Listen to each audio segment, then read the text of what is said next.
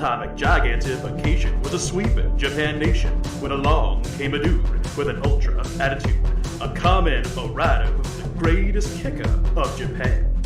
And of all, man, life's too short now, baby, to not talk big now, baby.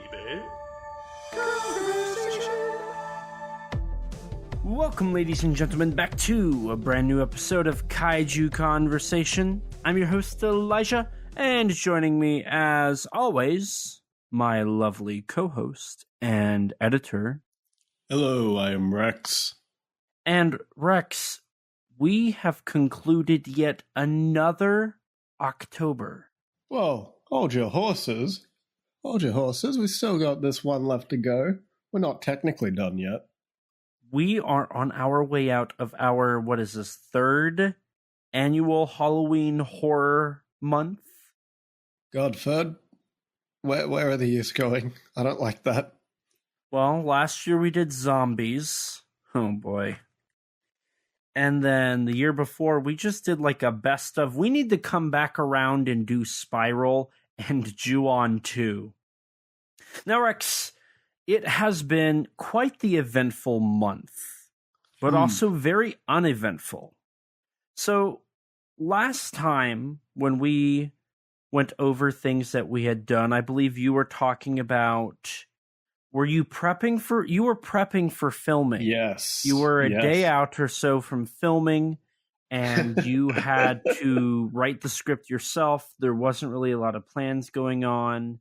Yeah, I had to rush a lot of the pre-production stuff because I had to get everyone basically off their asses and be like, "Hey guys, we really need to start doing this." So which thankfully I wasn't alone in that afterwards. After that point, so let's get the update. Let's hear, how have you been, man? What has went on? You and I have not really talked a lot this week. I mean, I've been too busy. So let's hear about it. Well, oh God. So after basically the day after we last recorded was when filming started, right? It was meant to be a 2-day shoot, 2 to 3 days, depending on, we weren't exactly sure how long we would go and how long each scene would take. So, had third day as a backup, and worst comes to worst, we didn't have to return the equipment until a few days afterwards. Okay. Yeah, so disaster struck on the first day when all of our actors except for one pulled out. Oh. That's not okay. Yeah. Was a bad start, very bad start, because we didn't even, at that point, we kind of didn't know, hey, are we even going to be able to start filming today? Eventually, what we decided is, screw it, get who we can, and for who we can't get, we'll just get some of us to play those characters, which is what we ended up doing, and which in retrospect probably ended up being a blessing in disguise, because also filming took a little longer than initially expected. Instead of being 2 to 3 days, it took us about 4 days to shoot this.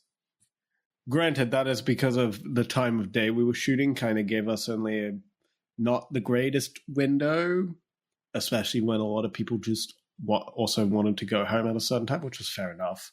But yeah, it was a fun and interesting shoot, and for what it's worth, I think the last day in particular, I think we're actually making some legitimately pretty decent looking shots. But yeah, it was stressful as hell, man. It was stressful as hell.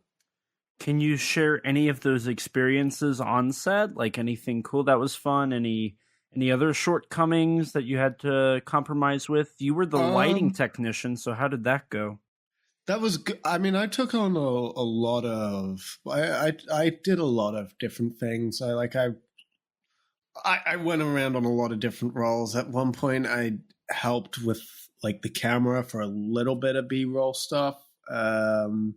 or insert shot. Sorry, I wasn't officially like the head of lighting or the main lighting guy or anything like that, but I did do a decent bit of lighting on 1 or 2 days. At one point, I was the clapper person. Trying to think what else I did. Oh, I did the gore effects as well. How did that was go? actually so preparing it was a lot of fun. I had a lot of different. It took me a few days to master the blood mix. But by the final day, I was so happy because it actually looked really good and was like damn near perfect consistency. Problem is, the first day we used the blood was before I'd gotten that looking perfect, so some of the early scenes with blood don't look the best.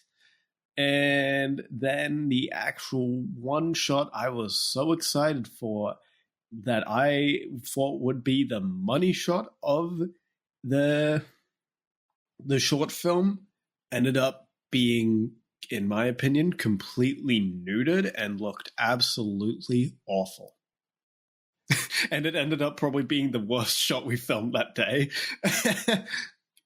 Ooh, okay. So that was depressing. I can imagine, yeah, because that stuff's usually supposed to be like the big money shots. Yeah. Oh man, the way I pictured it when I wrote that scene in the script, it was so cool. And I had it like set up fairly well, but then it's like I don't know, it got nuded to be so it could be more realistic, and which just made it really small and really lame. And then by the time I was actually throwing the blood, it just looked really bad on camera. It just did not look good at all, even though the blood itself was really good. So yeah, that was extremely disappointing. I was so sad. So yeah, now I'm gonna have to do it in another short film just to satiate that, just to make amends for that. Yeah, I know for like whenever I use blood, I always try to like go. I like being over the top. I think the idea of like, oh, a blood splatter. If it has to be realistic. Like I feel like, I mean, we know blood doesn't generally splatter, Right. so like the concept of it is just dramatic. So why not just embrace that?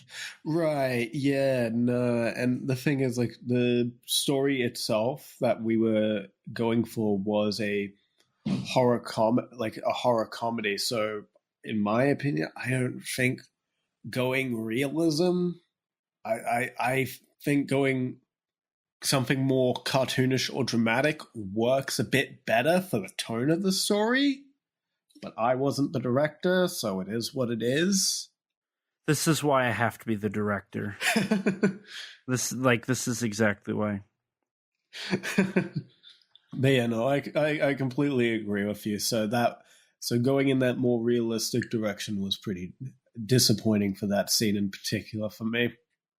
Was there outside of that disappointment, was there anything else that kind of disappointed you? I don't know. I don't think we didn't. There was some there was some jokes in the script that I think got nuded, partially not necessarily, mainly just because of like time issues or like scheduling issues with like one of our actors, like the one actor who we did get to, who actually didn't pull out, like him. We had him for a couple days and he was great. Like he's one of the best people I know. But yeah, so we had him for a couple days, but we didn't end up getting to film everything with him because his character was meant to come back in the final scene. So we kind of had to rework that a little bit. I don't know if it entirely was the best decision, but it is what it is. actually today there was a scene I wrote into the script of him in like some like disposable like cleaning coveralls, like cleaning coveralls, like the white suit and stuff that like not like a hazmat suit but like a cleaning suit. You know what that is, right? You know, like the chemical suits? Kind of, yeah, basically, yeah. One of those. So I ordered one of those like right up, like a day or so after writing the script, and because it was like just needed to be like, okay, whether or not we keep the scene or it gets rewritten or whatnot, I'm just gonna get it just in case, because it says it'll arrive like at latest the day before we start shooting. So I'm like, great, we can have it. I got that thing today, over a week later. And the worst part is, it wasn't even my whole order. Oh, they forgot the gloves. Oh no. They forgot the gloves. What the hell? But yeah, so now I have coveralls that I don't know what to do with. Outside of, I suggested to you writing a whole short around just getting use out of them. I say do it. Maybe I'll come up with some sort of horror or something. I always support doing various short films with just simple ideas.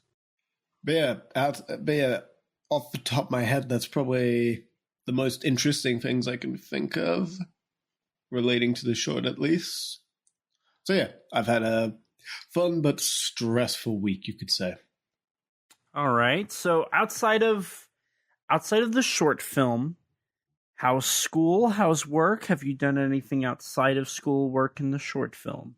Not too much. Earlier today, I did a little bit of animating in Blender because it's been a little bit since I've done some of that. But yeah, I think it turned out pretty well, all things considered. It's just a little short thing of nice. Godzilla striking a building. How riveting, how striking of a concept. It is quite striking, you could say. Indeed. Yeah, no, it turned out pretty good. It's probably one of the more like advanced-ish, like, or complex, like, animations I've done, I think, in all honesty. Really? Like for a 2 second, like for a 2 sec, like a 2 second thing, because it involved me like actually like playing around with like the fingers and stuff and doing a little more with the tail, trying to give him some center of balance as well, so it looks like he's not just I guess like not quite floating, but like there's actual gravity is what I tried to at least emulate. It's not perfect, but it gets the job done generally. I think it looks okay. So I was pretty happy with how that turned out. Well, that's good. That's good. How you didn't answer the question about school and work, so how's that going? They're going fine. I don't know if there's anything really interesting to say about them. Have you been working? Yes. Very cool. Have you been going to school? Barely, because I don't have I don't have tutorials on this week pretty much. It must be nice to not have to go to school. It is. I mean, I have to show back up like next week. I see. Yeah. I don't know what you expect about yourself. How intriguing is work for you? I'd imagine at Walmart, given you have to deal with customers, it's, I don't know if more, I'd say more interesting, I suppose is the word. Well, I did have to deal with the police the other day because of customer. Damn. I've never had that problem. Yeah, a customer assaulted another customer, and then they called the cops, and right then here. I had to help the customer that assaulted the other customer. So he was like yelling and screaming while I was trying to get him rung up and out of the building. And what was even worse was I was overtime, and I just wanted to leave. I had stuff to do. He ended up keeping me an hour over. as he had to talk with the cops as well. Nice. Screaming at the nice. top of his lungs. Just what you love in life, I imagine. Oh no, not at all. I hated it, actually. Really now. Really now. But outside of that, I mean, I've been working. I'm trying to think what I've been studying my Japanese. I actually hit 1 year of studying Japanese. Nice, nice. I'm almost N5, so I take that as a win. I did have a little bit of time, so I'm trying to open up the concept of not working and sleeping my entire life. Mm-hmm. So I've been working, sleeping, and working out, because I have been working out, as I've previously established. I'm on a diet.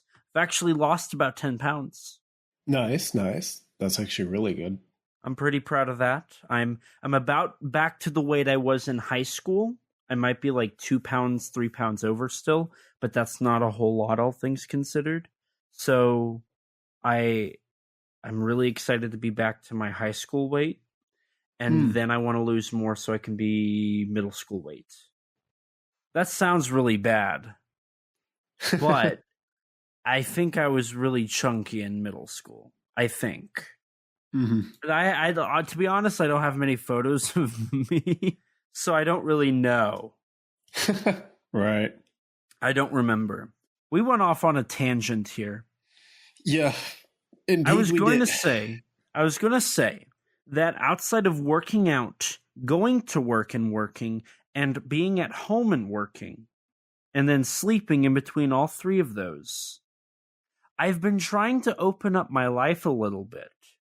I have a friend who just got out of a relationship, and so I'm trying to spend time with him so he doesn't get depressed. Mm-hmm. I have another friend who helped me shoot. I think last time I talked about shooting a very short film. Yeah, you did. That friend I'm trying to hang out with more. And then I've got a coworker at work that we hang out at work. We study Japanese together, and we do that. And then I have 2 other coworkers that I am trying to go hang out with. They're about to go on vacation though, so I won't see them for a week. But I went out. I was hanging out with one of my friends. We ended up going shopping. I was able to find a Super 7 Kaiju Ultimates MechaGodzilla. I don't really know what it is, but it looks like the Trendmasters figures, so there's a win there, I guess. And then I got a Godzilla Kong New Empire Kong lanyard, Scar King lanyard, and like a 3D poster that was at Walmart. And the 3D posters are those like face posters of like Godzilla, Kong, and Scar King, like scratched onto a white background. Mm-hmm. So I put that up in my room. It looks decent enough. It doesn't look like bad Photoshop. Nice. So I did that. I ended up signing a contract, signing my rights away. I love it when I get to sign my rights away. I love doing that.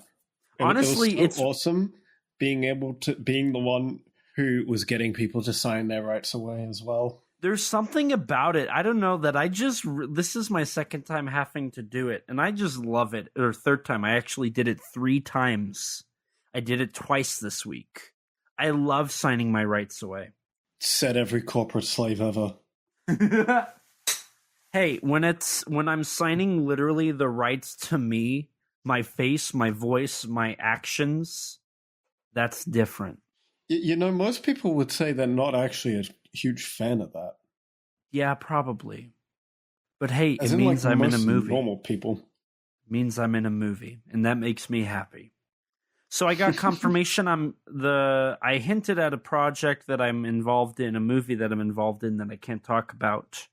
You've deemed it Vazquez. I had to sign a talent release form, so that means I'm in that movie. I'm so pumped. Nice. I signed a contract. So I was in a short film that was a horror anthology. I think, did I talk about that last time? Yes. Now, I can talk further about it. My short film did get included. So that's really exciting. I actually got a lot of good reviews on my section. So I'm very, very happy that people enjoyed it. The short film's titled Dissectoid. It's a part of the 5th annual Fright Sprint Film Festival put on by Film Sprint. It's going to be showing, actually, I think by the time this episode goes live, it's already been shown. So I don't know what the plan is, but I know it's going to be a film festival short. Mm-hmm. They've talked about doing an extended version, which would restore some of the footage that I shot that got cut, along with a ton of other stuff. But I'm very excited. I'm very happy, and I'm, at the end of the day, I'm really pleased that everybody liked what I did. So that was a lot of fun. And then because of all of this, I guess I can transition. I had to film from the Sharkdemic Blu-ray. Actually, the last 2 days I've been working on a lot of stuff there. I shot the video introduction titled Japan's First Authentic Shark Movie. I'm doing a video introduction. I shot that yesterday. I actually bought a spotlight, barn doors, and light gel. And best purchase in a long time. I got to use the spotlight and the barn doors because those came in for this shoot, and it turned out beautiful. It looks great. The lighting is like on point. The light gel came in today. Now, for anybody who doesn't know what I'm talking about, so spotlight, think like a theater light, very, very powerful, very hot light. A barn door is that thing you see on it that looks like a box, and you can adjust those to direct exactly where you want the light to go. And then light gel is a filter, essentially. It's a piece of plastic, see-through plastic that you slide in front of the light, and that is what creates the colored lighting. I think it's technically better doing that than doing colored LED lights because it's more powerful. You have more of a range of brightness you can do with gel because if you have a light that's burning on a red level, like a red lighting, it will get hot, but it won't get as hot as a blue light or a white light. Mm-hmm. So it won't burn as bright, and so it's not as good as if you were to have a white light with blue gel in front of it. Does that make sense? Yes. Okay. I wanted to make sure I wasn't just saying stuff that nobody understood.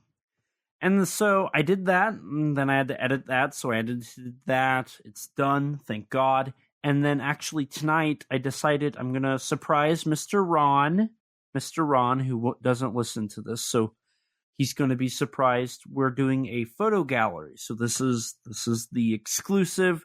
There's a brief photo gallery that I edited on this disc as well. And then I also got approval for something else that I cannot talk about tonight that I am hyped to be able to do. And so whenever that comes to fruition, I'm going to be very excited. So yeah, I've got SRS, I've got Walmart, I'm trying to have a social life, which meant I went to a bowling alley and watched my friend bowl in a competition for an hour. That was an experience. I've been hanging out with people. I read a book. I never read books. It was an awful book. I don't believe you read. It was legitimately the worst book ever. That's not actually true. I'm being overdramatic. But it was a bad book. I regret reading it. The best thing I can say about the book is I got it for free. Oof. That's about as much as I can say. Brutal. Yeah, no bueno. So that's been my week. It's been very busy. So I've heard, but that, it being so busy does raise a question. Have you seen any Tokusatsu? Absolutely not. Not even any horror movies? No. Bro, I thought you were going to have your 31 days of horror or whatever. I know. But here's the problem. So one of my co-managers is out, so I'm closing a lot, which means I'm working till 11. And then at that rate, I just go straight to the gym. I go work out for an hour. I get home an hour and a half later than I would normally get out. I'm exhausted. I go to bed. I wake up. I work on SRS or I get ready for work. I go to work and then I do SRS after. I literally my whole week has been SRS cinema, Walmart, sleeping, or trying to hang out with people and have a social life. I've left people on delivered and open for like 4 days. I have been so busy I have not been able to respond for like 4 days straight. Damn, brutal. I did see Dissectoid, if that counts. I'm not counting it. I shot a short in it. That's all. I'm not. That's exactly why I'm not counting it. I showed my friend a specific dinner scene from Tetsuo the Iron Man to explain to her why it's peak cinema. I'm sure you did. You know, I actually came up with a perfect idea. Do you know what the best first date would be? What? You watching Tetsuo with someone? Yeah. Because, you know, the whole reasoning behind this is if you show somebody Tetsuo the Iron Man and this person likes this movie, it's like you're meant to be. Because nobody on God's green earth who is normal would say that's a good movie. But if you have an eye for art and cinema and you say it's a good movie, I think you're just asking to get kicked out. Oh boy, that would be an interesting date. Hey, you want to come watch one of my favorite films of all time? Sure, what's it called? Tetsuo the Iron Man. Oh, I love Robert Downey Jr. Have you ever met Shinya Tsukamoto?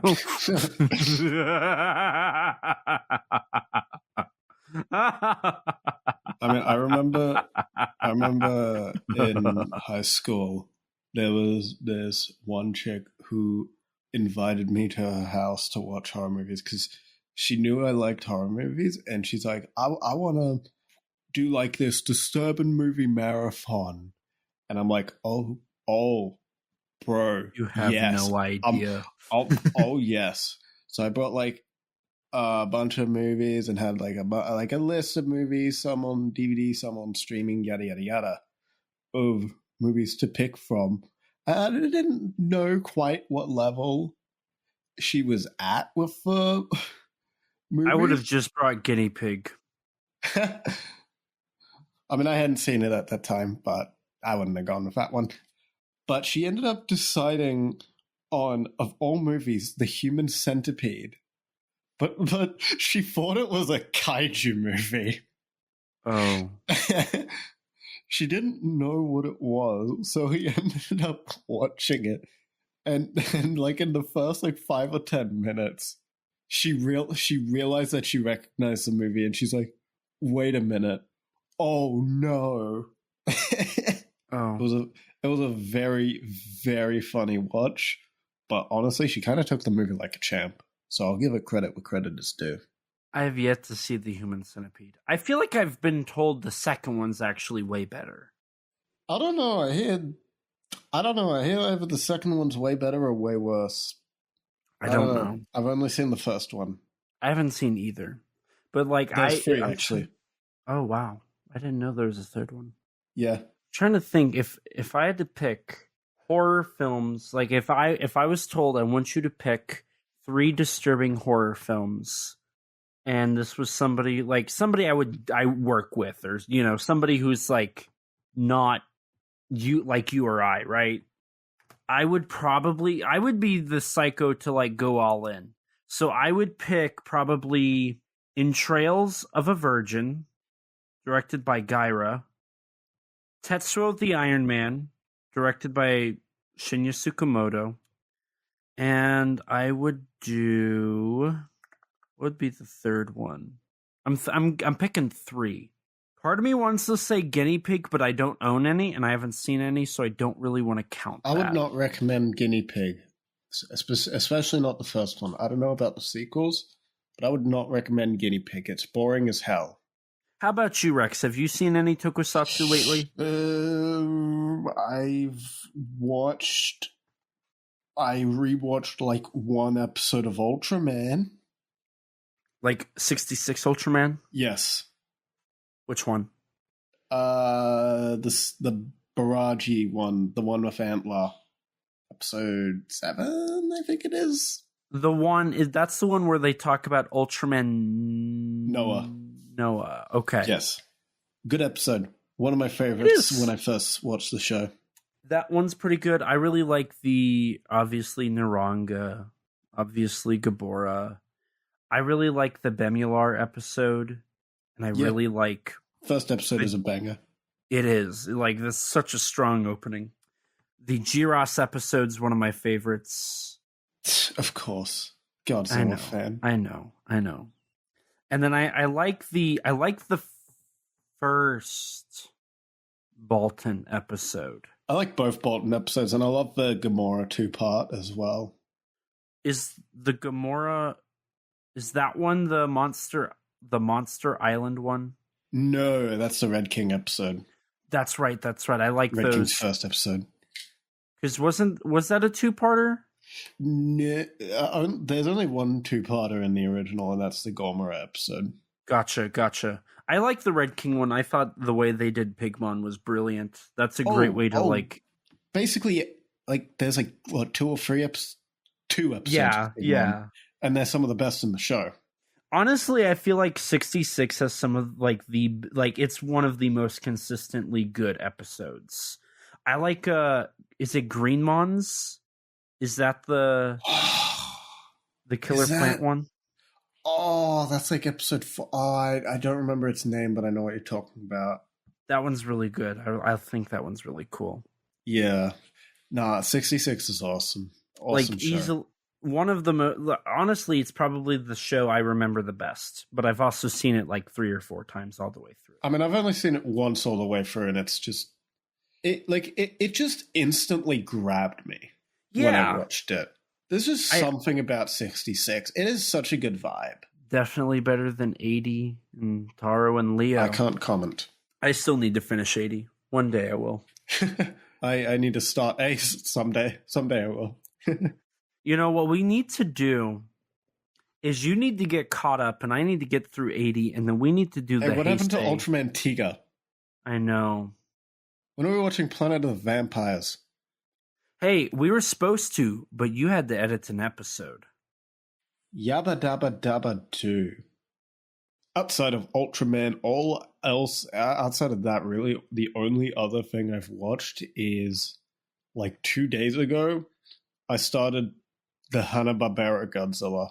Oh, nice. Which I really enjoyed. I've never actually seen. Really? Yeah, never seen a single episode. I actually really enjoyed it. It's a nice corner of the Godzilla franchise that it only happened then and there. It just sticks out so much, and I think that's one of the best things about it. Yeah, it's okay. I don't mind it. I never expected to hate it, but I never expected to really. I mean, like too much. It's Scooby-Doo on steroids. Yeah, more or less. Quite a few animation issues in some episodes, which is kind of funny. I mean, here's the thing. Hanna-Barbera, after they did Scooby-Doo, literally just did Scooby-Doo knockoffs. Yeah. Everything after that is just a formulaic Scooby-Doo series. You always have the titular mascot character. Then you have the team behind them. And then they just go around fighting bad guys. And that's Scooby-Doo. Yeah. I mean, it's still it's a fun show, like no matter what, even in spite of all the changes to Godzilla as a character. Yeah. But like going into that show in modern day, you kind of just know about all those changes anyway. So it's like, it's been so long that it can't even ruin the experience anymore, you know? Right. Exactly. Yeah. So how far have you gone into it? Oh, I'm only about 2 episodes in so far. Like, I only started this the other day. Gotcha. Well, it's something that really started off better than I even thought it would be. Kaiju Yaro. Yeah, we finally got a trailer for that, and it looks pretty solid, all things considered. It does. We got a trailer. We got some cast announcements. Now, you're the one that actually let me in on Kaiju Yaro back when it was initially announced. Yeah. I just happened to stumble upon a Japanese article for it. Now, it's not directed but it's the brainchild of a YouTuber in Japan, correct? Yes, Gunpei. Now, some people say he's a Godzilla YouTuber, but I thought he was just like a comedy YouTuber. I don't entirely remember, but I know he's a Godzilla fan. Gotcha. Now, the general idea of this film, which I don't think anybody really knew until the trailer, and I think this will turn off a couple people, but it was obvious. I think I knew about this beforehand. It didn't really surprise me, and the poster kind of showcases this. It's a movie about a guy who is wanting to make a kaiju movie for a town. He gets the funding from the town, but then they pull it from him, and he does everything he can to get the film funded and made. Mm-hmm. And that's the story.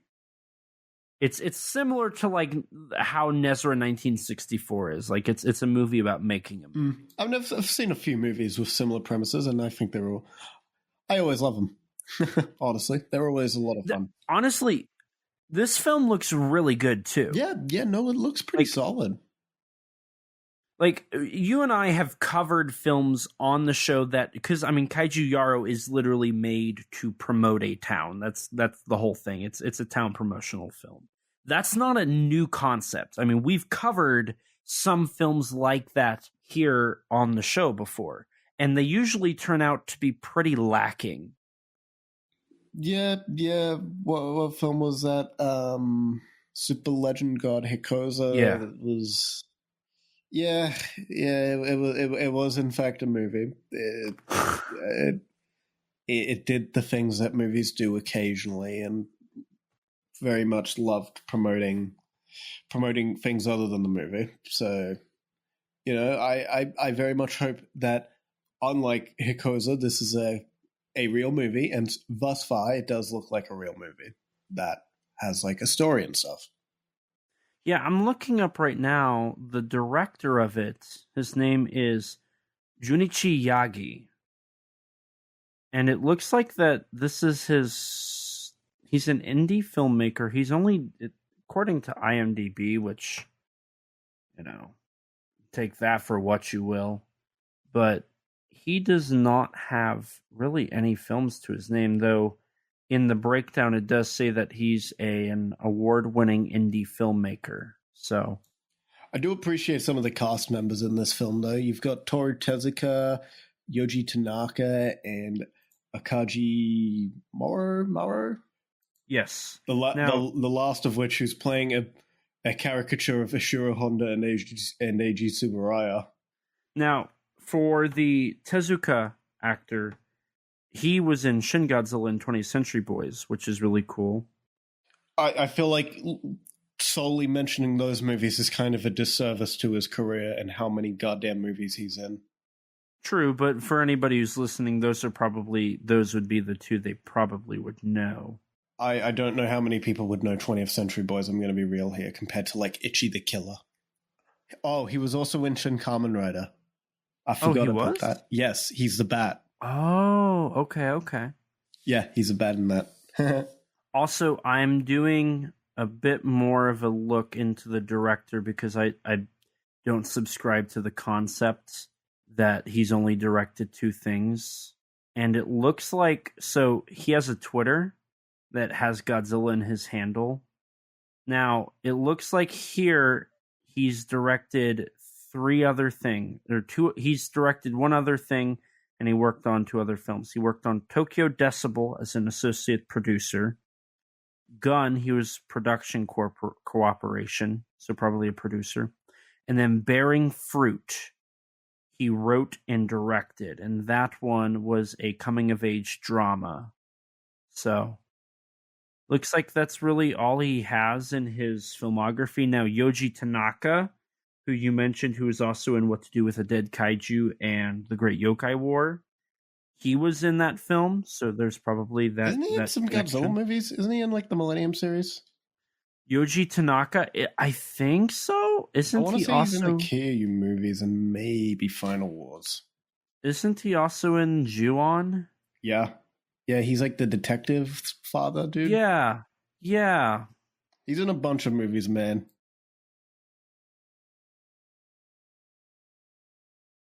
Yeah, he's in, according to what I'm pulling up here, 119. Bro, he's got like over 300 credits on IMDb, bro. He was in Meatball Machine Kodoko.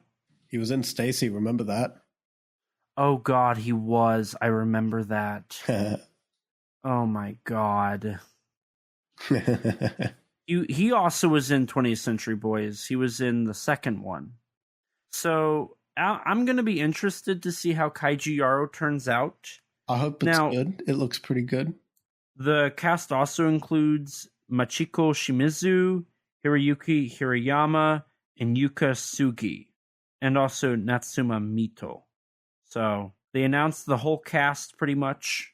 And then we also were told that the international title, so Nikatsu is going to be handling the film marketing, which is a good thing because they also handled films like Yuzo, The Biggest Battle in Tokyo, and Liverleaf, which those did get distribution in the States. Yeah. Wink, wink, nudge, nudge, yeah, fingers crossed. I see what you're saying. I don't know, but I'm just saying. It would be that nice. Would be exciting. Yes. Now, the international title is Kaiju Guy. Did you see that? Yes. That's a weird title. I'm not loving that title. I kind of prefer Kaiju Yaro, to be honest. I mean, I think Yaro can be translated to guy, so I think that's why. But yeah, I'm just calling it Kaiju Yaro. Likewise. So I'm pretty excited, all things considered. It comes out in January, and we'll see if/when, because Nikatsu is handling it, that means it probably will get a subtitle translation. Whether that means it actually gets distributed is a whole nother thing. But there are links to Nikatsu. You've got Wells Go USA. They distribute Nikatsu films.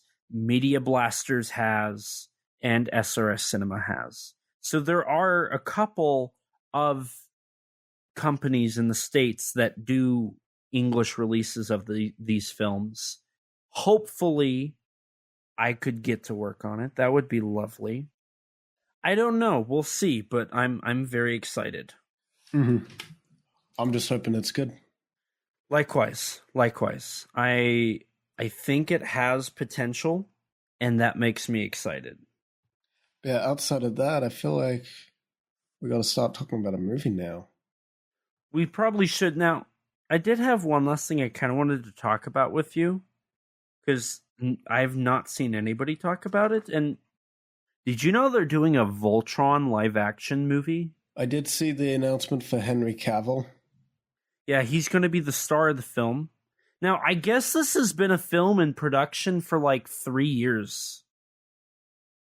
Because I was looking, and there's like conversations about MGM producing this film back like 2 years ago with Ross and Marshall Thumber, who directed like Red Notice, that Ryan Reynolds movie on Netflix. Ew, that movie. Like, he's been attached to this project for years. So has Bob Kipler-Thurber, who is producing it.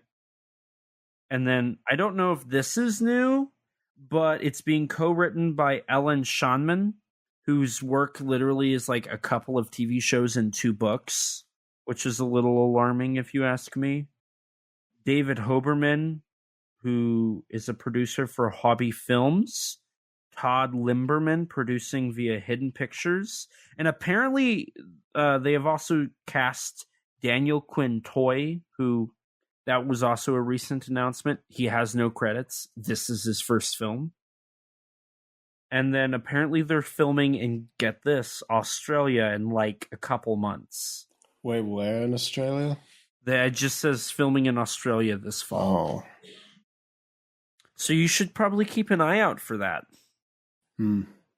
Interesting. I watched Voltron as a wee lad. It's Japanese. It's kind of Super Sentai. I know nothing about Voltron outside of it exists.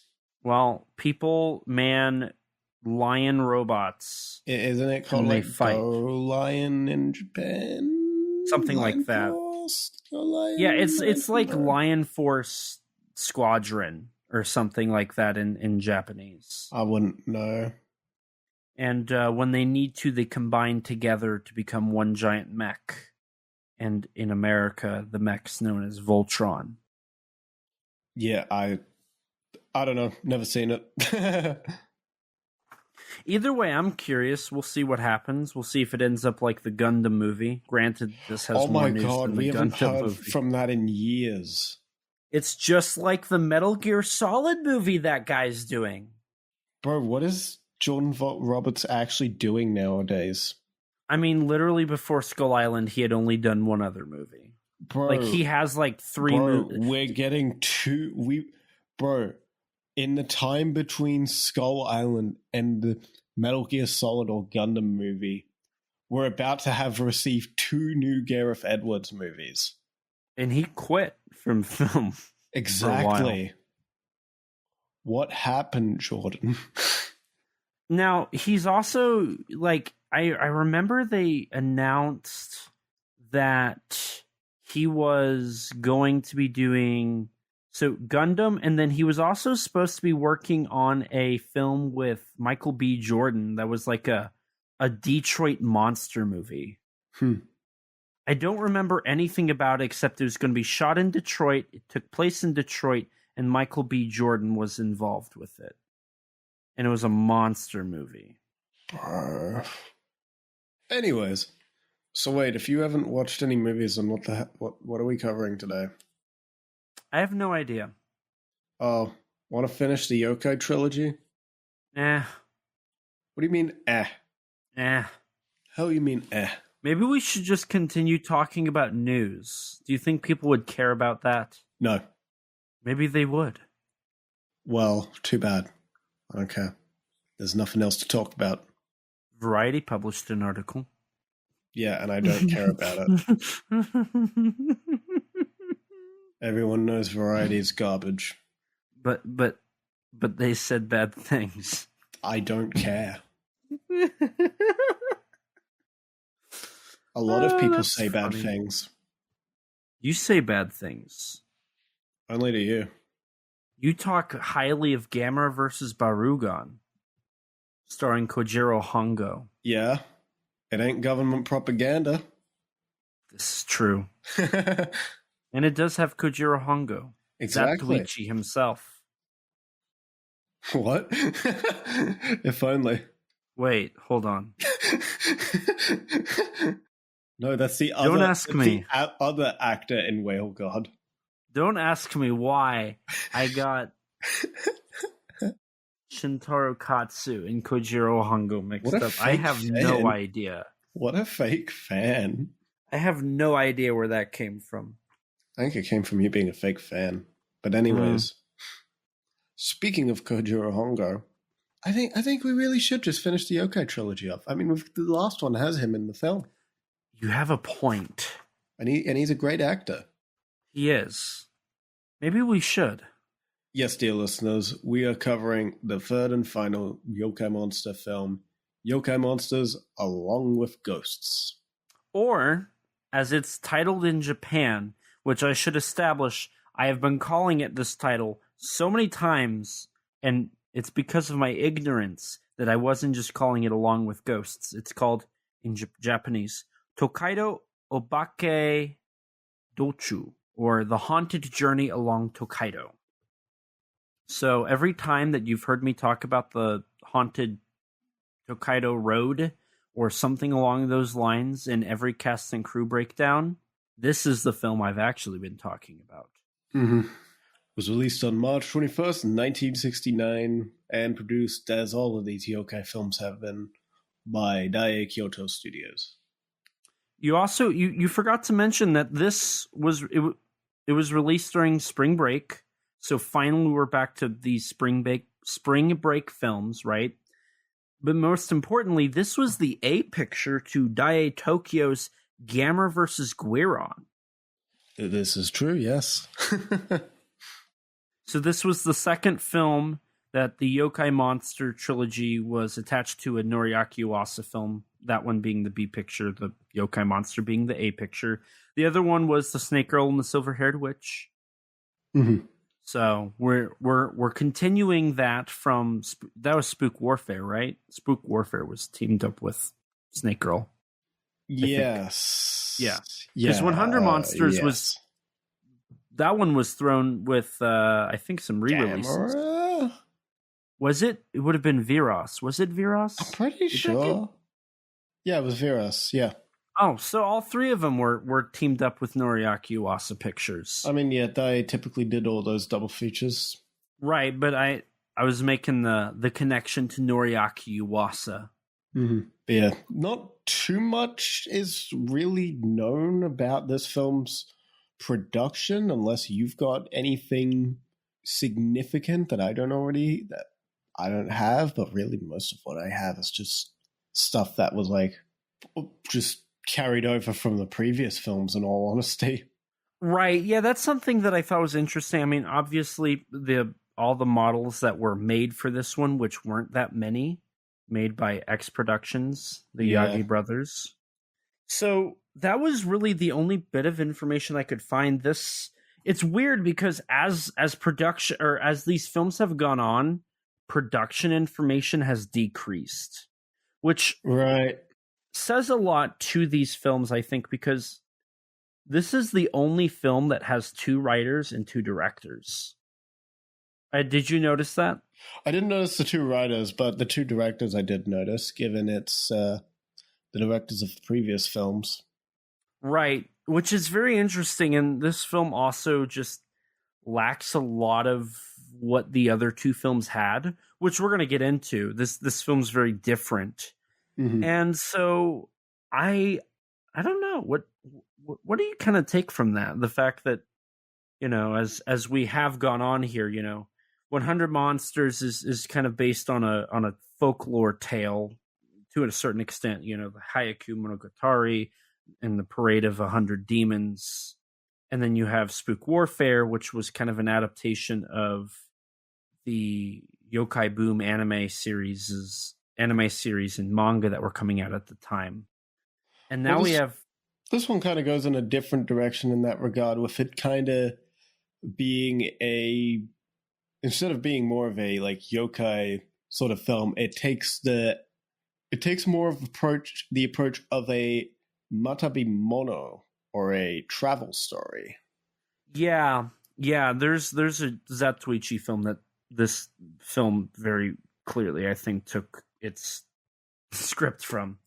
I mean, most of these elements. I mean, there's a lot of elements in this film that are just like from the sort of matabi mono, like a long lost father, cheating yakuza gamblers, and just this sort of morality.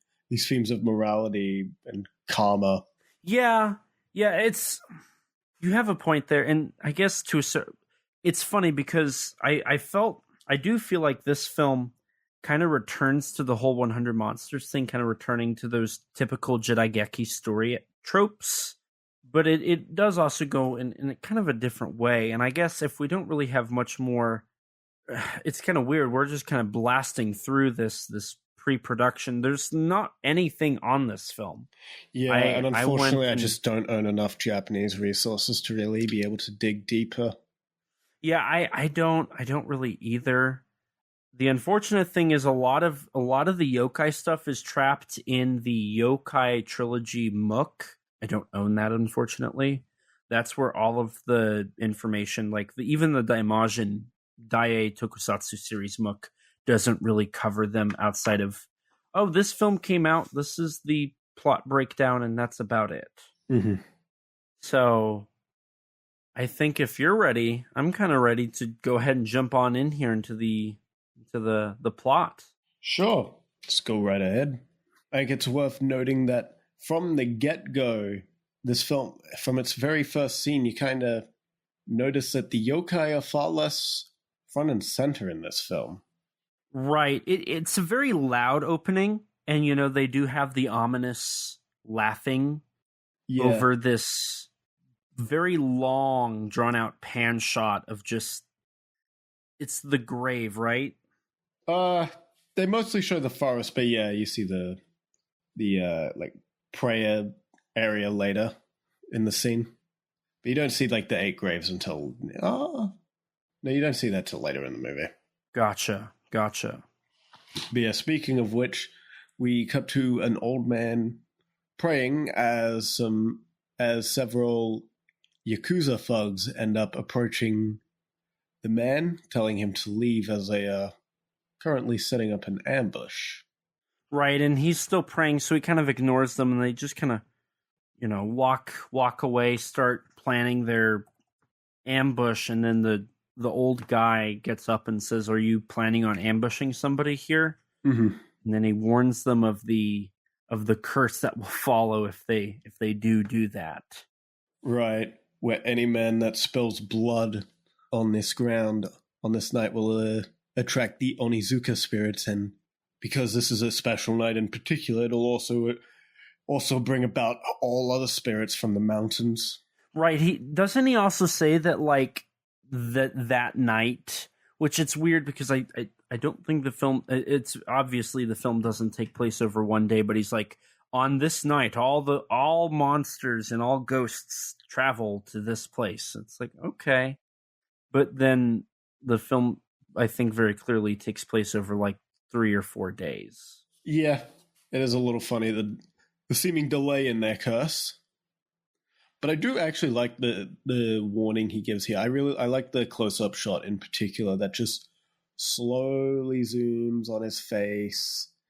Just effective. Yeah. It's very, very, very simple technique, but just effective. And with the harsh lighting as well really adds to it. Yeah, I was going to mention that because this film kind of goes back to that harsh lighting on the human characters at points like 100 Monsters does. And they really like to use lighting for dramatic effect in a lot of these and throughout the film, truth be told. Yeah. I will say I don't think the lighting is as often as just fantastic as it was in Spook Warfare. I think Spook Warfare does a lot of really great and really interesting creative choices with the lighting that while there are some here, it's just not as plentiful this time around. Yeah, I would agree with that. I would agree with that wholeheartedly. Now, I will say this, and I got this like from the get-go. I had only seen this film once prior, so I didn't really remember what was going on in the film. But it very clearly, it opens up here. We have this establishment of there's going to be an ambush. They do end up ambushing the character of Nihei? I thought it was Nihei. Yeah. Nihei. That sounds right. Yeah. Who they don't ever really establish why they're ambushing him, right? I don't think they do. No, they do. He has a document exposing Higuruma's crimes as a Yakuza man or something. Gotcha. So he's traveling to probably the magistrate to reveal this and whatnot. So they intercept him, they kill him. I'm surprised you don't remember this since the document is the whole reason they're chasing the little girl. Well, the document kind of becomes irrelevant for most of the film. Sure. Even though they try to keep it that, they end up like using the girl for a different plot MacGuffin. But they also kill the old man during all of this. Yeah. He gets killed. Well, seemingly killed, but then he disappears after this little standout at this shrine. And so what I noticed during this segment, and I don't know why I noticed this, but it just kind of clicked with me. Perhaps it was the fact that there's more action, but also like it's kind of got a little bit of both Spook Warfare and 100 Monsters. That was just something I picked up very early on. I don't know why. Perhaps it was in the look of the film and how the story was already playing out. I don't really know. But that was something I kind of picked up early on here, and I think I really started to feel that as the story continued. Did you get a similar feeling at all? So you're saying that it kind of feels like a bit of both. I don't know if I felt a little bit more of 100 Monsters here, but I really feel like this film honestly stands out on its own compared to the previous two films. Like, it feels like it's really doing its own thing. Like, I would agree they all if do we're their own things, really. yeah. I would agree. I will agree wholeheartedly that it's different from the other two. In fact, I would argue this film actually fixes one of my biggest personal issues with the previous two films, in fact, which I'll probably get into a bit later. Oh boy, we're going to get into it later. We're going to get into it. That's a hint at things to come. So let's go in, right? So after they kill the person they're after, they throw his body into the swamp, which is a great set. It looks great. And so they approach the yokai in this film, and we get it here, and then it kind of is just a thing for the rest of the film. They approach it as more of a curse. You know, the curse is if you kill anybody on this sacred ground, you are going to be cursed and will die. That's the curse. Right. And they don't heed the warning of Jinpei, the man who's watching the shrine. And so they end up killing two people on the sacred ground. Right. And so they throw his body, not Jinpei, but the man they're after, they throw his body into the swamp. And then as they're traveling, they're trying to find the note because the note got carried away, right? Or no, it just disappeared. It just disappeared. And they next find it with a little girl who they believe likely also may have witnessed their murders. Which is really fun. I don't know if you caught this, and this could be a translation thing, but one of the Yakuza members here says, "What could that be?" And the other one says, "It's just a child." I don't know if that's a translation thing, but I think that's a hilarious piece of dialogue if that's the accurate translation. I don't remember that line. It was when they first saw her. It was when they first saw. I just don't remember it. It didn't stand out. But yeah, this sets them off to just. The leader ends up sending his men to slay the girl and retrieve the note. As she runs away, she ends up running home, where we learn that she is actually the granddaughter, of the old man from earlier. And he is at their house, and so during his final breaths, that's when he's like, "Take this, go to this town, find this man, tell them who you are. They're your father." Show him this dice. He'll know what it means. And then she runs away, and then the Yakuza show up finding the old man. And the way they kind of frame the old man's death, I kind of took it as he was, in a way, supernatural himself. It could just be because he was the keeper of the shrine. I mean, yeah, he is the guardian, yeah. But they definitely give him a little bit of that supernatural-esque level of presence here, and they watch him die, and then they run off chasing after the girl, seeing if they can find her. Meanwhile, the boss Higuruma also sends some of his other men, to deal with a man named Hyakutaro. Which, did we ever get told? He's a servant of the person they kill. Yeah, something like that. But we don't ever get told why he needs to die, do we? I don't remember getting an explanation for why he's even relevant to the plot. From what I'm recalling, he's just, as he said, one of his servants. So he'd be loyal to Nihei, I guess. Now, he is played by Kojiro Hongo. He's the star of the film. Mm-hmm. He is there. he's in the film. That's really honestly, it's weird. So they go after him, and then we basically get an intercut of his story and the daughter or the granddaughter Mio. I believe that's her name. Yes, we just basically get their journeys through the Tokaido road while they're traveling, whether it's together or separate. Yeah, because later on, after an encounter with some of Higuruma's men, Hyakutaro ends up saving the girl and decides to help take her to her father. Right, yeah, they have some child abuse moments. Now, before, like, in our introduction to Hyakotaro, don't we get him having a dream about a yokai and then the blood like a socket? severed head. Which I don't get that. That was a confusing scene. I was a little confused. I'm not sure what's up with that entirely. But that's our first actual real instance of any yokai-ish stuff in the film. Even then, it's not really a yokai. So that was the thing. And then they later on call back to that when he's like debating on killing somebody, I guess. I don't know. It's a scene. It's a scene in here. I don't think it really actually impacts the plot. I didn't quite get it, but it's fine. But yeah, no, he ends up finding Mio, and then he ends up agreeing to help her find her father for no legitimate reason. I mean, I don't know if you really need an explanation for it. Like, he's helping a little girl. I feel like the motivation almost explains itself.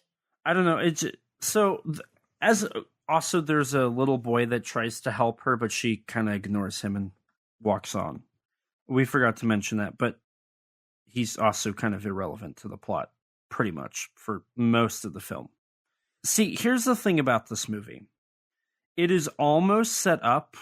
It's not actually, the setup's not really the same, but there is a Zatoichi film called Zatoichi Challenged, which finds Zatoichi on the road, as always.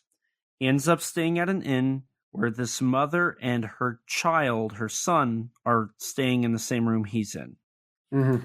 The night she dies, before she dies, she asks Zatoichi to take the boy to his father. He lives in a faraway town, and he's, working. He's a working class man in this town, and so Zatoichi takes the kid, and this movie's about their journey to this town, which is basically this story, right? It's Kojiro Hongo's character taking Mio to a town where her father's at, and most of the story up until about the last 20 minutes is about that. Yeah. And by the way, this is a 71-minute movie. By the point that Kojiro Hongo is in the film, it's been 18 minutes.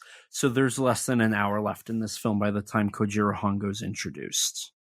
Which, again, to that point, that kind of throws me through a loop. It's like, why would your leading actor, who's supposed to be the one kind of controlling this plot, I guess, why would you have him show up basically 20 minutes into the film of a 70-minute movie? You only have 15 minutes. I'm going to correct you that it's 80 minutes long, and he appears in the first 15 minutes. But he saves Mio at the 18-minute mark. I actually checked that. Yeah, I specifically checked that. His true introduction outside of that weird sleeping moment was 18 minutes in. So if the film's 80 minutes long, then he comes in an eighth of the way already in. Or not an eighth, 2/8, so a fourth. 25% of the film's already done by the time he shows up. Mm-hmm. Which doesn't make a lot of sense when he's supposed to be your leading actor. I mean, you say that as if like the Spook Warfare's second build actor was at all relevant to the film. But with Spook Warfare, it's obvious that the yokai are supposed to be your main characters. I know we disagree on that point, and we will continue to disagree on that point. But that film clearly. It's not unusual for top build actors in movies to not always be the protagonist. Right, but I mean, in this case, clearly, I see it as Mio is the protagonist here. And of this film. She also just sucks at acting. So, and then it becomes a bigger problem. Well, what's wrong with her? She's fine. I mean, she's just a typical Japanese child actor from the 60s. She's fine. Well, I don't see any issue with her. I just found it kind of boring. She just kind of does what she needs to. There's one moment. What? There's one moment in the entire film where I felt like her presence was actually a decent inclusion, but that was solely because of the stakes that were set in that moment. And that's probably the best scene in the entire film, one of the best scenes in the entire film. I mean, like, I feel like that I think that both her and Hongo could have used some more development, but I feel like they're fine. Like, I have no problem with them. I would straight up say they're the characters in this film are the first interesting characters in the Yokai trilogy. Oh God, no. I cannot disagree with you more. What? Bro, I actually cared about what was happening with these characters. I actually cared about these characters. I was engaged. This film has it feels like it has actual protagonists. I felt like this film had the least amount of protagonist characters in it. Yeah. What are you talking about? Here's the thing. This film. What are you talking about? This one's probably the most. No. This film has the exact same issues that I have with Zatoichi Challenged. It is such a boring film. What? It's very boring. It is such a boring movie. Smoking. I don't care about walking across a smoking. Here's the thing. All that Mio does is walk, get captured, get saved, get captured, get saved. That's all she does. You can boil a lot of movies down to very similar things. Characters go around, they fight, they walk other places, they fight. That's Zatoichi in a nutshell. But the difference is Shintaro Katsu actually has charisma in his role as Zatoichi that gives it interesting aspects. Neither Hongo does not get time to actually have that because he shows up a fourth of the way through the film and then only is in periodically, which I can forgive that if they gave our main, or in air quotes, main character actual development or stakes or something. I mean, again, I'll agree that these characters could use more to work with, but I don't know. I don't think any of the other characters in the yokai films particularly had anything of note. I'm going to be honest. I think the best example of characters in this film are probably the yokai characters in Spook Warfare. That was probably the best use of characters in this trilogy. I know you and I talked for a decent amount of time on how in 100 Monsters, it was a little conflicting on who your main character was and what each character was really doing. With 100 Monsters and Spook Warfare is they're both ensemble affairs. Right. Whereas this one is far less of an ensemble. But I don't know if you got this, but I also felt like it was supposed to kind of be an ensemble. I think there's about 4 characters in here they're trying to highlight. I'm not saying be lead. I'm just saying highlight. You've got Kojiro Hongo, you've got Mio, you've got the boy, and then you have Saikichi, yeah. Saikichi. Those are the 4 characters they're trying to highlight, right? I mean, the boy's only in like one sequence before the last third, so I'd barely even count him. But then he becomes like, he doesn't He's a really become character. Yes, but those are your 4 main characters. Like you've got your 2 co-stars, I guess, and then the immediate supporting character following that. You know, for Kojiro Hongo, he has Saikichi as his supporting character. For Mio, her supporting character is the boy. The boy doesn't really do a whole lot. Saikichi's supposed to be the character with the true arc. He's supposed to be the one, and he does get that. But he's also like one of the least developed characters in the film. Or least present characters, I should say. He kind of just shows up and leaves when he needs to, when the script permits. I don't know. We cut back to him a fair... I think we cut back to him like a fair amount of times, all things considered, and we spend a fair bit of time with him. We cut back to him whenever he's directly impacting or interacting with our 2 main Not really. We also get scenes of him with the other 2, with some of the other villains as well, like the assassin and the 2 thugs. That's true. But to an extent, I think those are mostly meant to be like, see, look at how bad these people are. They're planning on killing this dude as soon as they're done killing these people. I don't know. Up until the big twist at the end, his character just kind of feels like it's there. Does that make sense? I don't know. I disagree. I just don't agree with any of what you're saying. But does it make sense? I guess. I feel like saying he's just there, kind of. Like, I feel like that applies more to the assassin rather than... Yeah, and I will say that too. I think the assassins are just kind of there. I think that's also a big problem is none of the thugs villains are fine, but the main assassin guy is just there. Yeah. Isn't there supposed to be technically, like, if you count Saikichi, it's 3, but there's really, like, you have the evil Yakuza leader, and then you have the evil Yakuza clan member who's the assassin, right? Well, you also have the 2 thugs. Well, I'm talking main ones. I mean, with the amount of times you spend with the thugs, they get more time. They get more to do than the assassin. You do have a point there.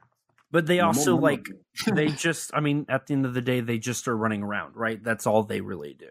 Yeah. Which, I mean, it's fine, but, like, they're just kind of there. We end up spending less time with the assassin. We also never really get an established, like, oh, God, this assassin means business. Like, we never truly see him show up and show out. I mean, I feel like the performance from the actor just sells you on it anyways, by contrast to the others. I feel like I've seen Zatoichi again. I'm going to keep talking Zatoichi. I feel like I've seen better characters in that stereotypical, role in Zatoichi, where they're like, oh, they usually have one demonstration of like, oh, this guy could be a match for Zatoichi. Or like they talk about like this guy struck down 50 people in the battle of this village or whatever. Like they give him something to kind of grasp to be like an actual match. I'm not saying that like that these are necessarily the best versions of these character archetypes. Like, yeah, they're not the best versions of these character archetypes, but I think these archetypes still work here. I think, and it could be something. I'm going to play this card. It could be just simply the fact that I've seen like almost 20 Zatoichi movies, and they all have this basic concept.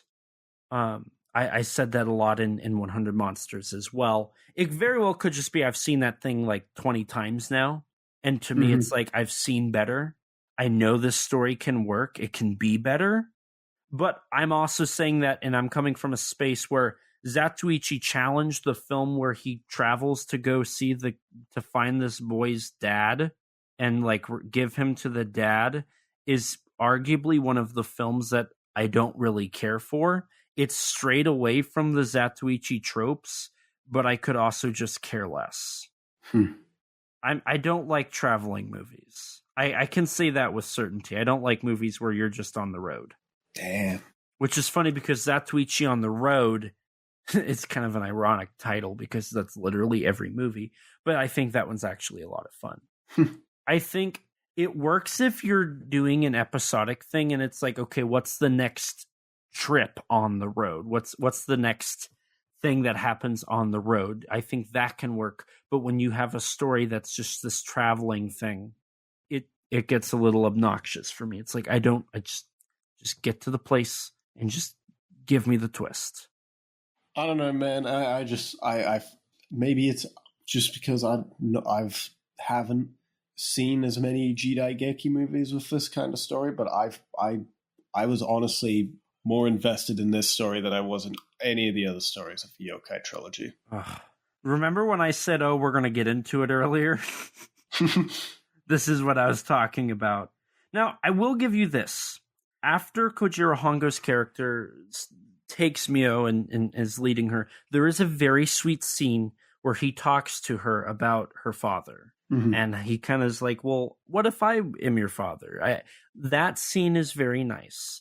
I think, and to that point, there could have been a great bonding experience for Kojiro Hongo and Mio in this film. That is actually one thing I will agree. I wish the film explored that more. I thought it was going to explore like this idea of fatherhood, and I don't know, kind of have this story about, especially with the twist that happens later on. I was expecting Mio to have to choose between her real father and Kojiro Hongo as a surrogate father figure. The film doesn't really do that, and I kind of think that's a mistake, in all honesty. Right, and as an example of why I like that scene, so something that Zatoichi Challenge does is in that film, and maybe it's a different one I'm thinking of, but I'm pretty sure there's one where he has a baby. There's a one where Zatoichi he doesn't have the baby, but he has to take a baby to... It's Zatoichi at large. He helps a baby, and he has to transport it to, I believe, the father. After the mother dies, she dies giving birth. And so Zatoichi ends up taking this baby under his wing, and he ends up meeting this other lady, and the two of them are kind of like the surrogate mother and father figures to this baby during this trip. And during the film, we see Zatoichi grow to kind of want to father this kid, literally debating internally, do I give this kid up or do I take this kid under my wing? No, I can't do that. I'm a Yakuza clan member. I would endanger this child everywhere I go. And then we see Yakuza attack Zatoichi, and he has to defend the baby while fighting, sword fighting with the Yakuza members. And it turns out to be a very sweet story watching Zatoichi have a different character approach. And that is something in this moment we do see with Kojiro Hongo's character, but it doesn't get explored. Like you said, it's easily the most undercooked part of this film is Kojiro I think Hongo. that is the biggest mistake. Yes. And perhaps that's, at the end of the day, that's one of my biggest problems, is this film has so many concepts that just feel underdeveloped. And I've seen done better, and at least 5 other movies. I've seen 5 other movies that do everything this movie does, but better. But yes, going back into the film, Kojiro Hongo and Mio go off for a bit. They go stay in an inn. Meanwhile, Saikichi teams up with the thugs to capture Mio. They end up luring Hongo out of the room they're staying in, and he does in fact kidnap her, which leads us to our first major yokai sequence. It's also important to note, just so people don't get confused, Saikichi knows Kojiro Hongo's character. They're under the same Yakuza boss. Right, He's the and one it's that revealed later that Saikichi betrayed and is the one that informed Higuruma to ambush him. And so the fact that they're together, he doesn't initially think about, oh, Saikichi's going to double cross me, and then he does, and then he runs off. So when he shows up again here in the inn, the reason Mio trusts him is because she thinks that he's a good guy. And then he ends up kidnapping her, taking her into the forest. Like you said, this is where we get our first yokai. Now, they do a good job at building up the yokai in this film. I think the more ghostly approach, it's fresh, right? It's different from the last two, where they were treated more like what I would say is a yokai approach. I would say this is outright their creepiest. Yeah, especially in this sequence, we do get more of that 100 monsters dramatic lighting. Eventually, the whole set goes dark except for a spotlight on Shinkichi. We get some nice set design here with this forest sequence. We get a cool build up with the music. We get Shinkichi delivering lines, which is a little okay, you're throwing stuff out there to feed the audience. You're telling and not showing. But he's you keep getting heavier. Mio, or who we think is Mio, is like, I'm going to continue getting heavier. You need to go this way. You'll go this way and you'll find out. And then this is where we get our first yokai. Yes, which is the Momonji, if I'm not mistaken. Yes, the Momonji, or really old geezer. That's the name of the yokai. A hairy old man who assaults passerbys, typically children, but anybody he can assault. They're born from another yokai called the Nobusuma, which is like a flying squirrel yokai. And the name comes from, it's a wordplay of Momonga, which is a flying squirrel, and Gagoji, a name for the boogeyman in Japan. And so that a character shows up here, scares Shinkichi. Now, it's important to note, this is the first authentic, true appearance of a yokai. Do you know how long we're into this film? About 30 minutes in. 31 minutes. The film is 80 minutes long. We have 50 minutes left of this film. It takes 31 minutes to see one yokai. Now, on one hand, sure, that works, right? We're building up. They're supposed to be creepy. It does come across as creepy. But I feel like with the fact that this film is trying to be more of a ghost story. I mean, look at the title. It doesn't even mention yokai in it. You know, it's a haunted road, right? That's kind of what they're going for here. It feels more like a ghost story kind of film instead of a yokai film. I think a good way to describe it is this is less of a yokai movie and more of a movie where that just happens to have yokai. Yeah. And on one hand, I like that, but on the other hand, I don't know. Based off of the series... I have no problem with it because I actually cared about what was happening in the story. See, I didn't care about what was happening in the story, and I don't know. There's something... I guess you have no heart, probably. Maybe, if we're going to be real here. I think that's honestly your problem with this movie. Whatever. I don't know. I just... I don't know. Maybe it's because... Well, see, I liked the aspects of 100 Monsters, but that was more of a theatrical film. I like Spook Warfare because it just looks... It's not just, but it looks really good. I think the characterization of yokai in that is very fun and entertaining. But we get to this film, it has those theatrical moments, and it has some of the scariest elements of yokai used, but it also... I don't know. I'm bored.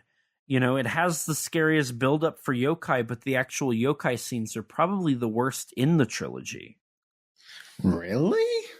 The buildup is good, but the actual moments when the yokai are there, I think are lacking in the most. I don't know. I don't think this like it's definitely a different. Did we watch two different films? No, we watched the same movie. Are you sure? Because your opinion is hot dog water right now. Says the guy that has been saying absolute trash about this movie. Because I agree that the approach here is very much different to the previous movies. But again, I don't think that's a bad thing. I think the scenes in this movie actually end up being more creepy and effective than moments in either of the previous two films. I would agree that it has creepier elements, and I would agree that the build-up to the yokai are creepier. I agree there. I also think the two main ones, the designs of them are also just in general kind of creepier.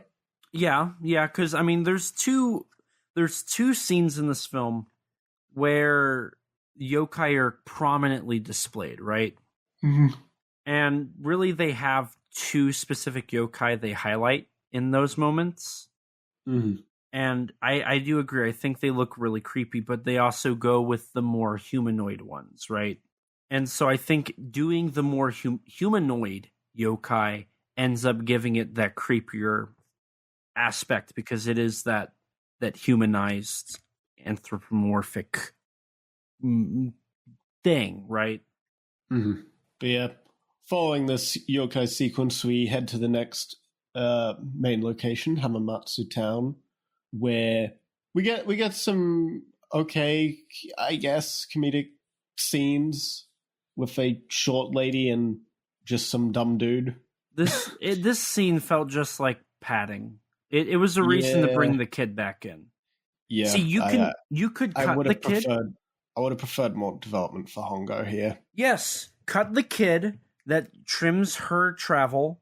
Cut the scene that makes it so you don't have to reintroduce the kid. Just have her, if you want to do it, just have her wandering when Hongo's not around. I think that would be a little more interesting and a little more, stressful, because she's only really left alone for a short amount of time during this film. And maybe that's part of the issue too, is she always has somebody who knows where they're going. Mm-hmm. It's not traveling aimlessly. The boy knows where to go when they're being chased. The boy goes into the place he needs to go, which is the Valley of the Eight Graves. He knows where to go from there. He knows where to take her.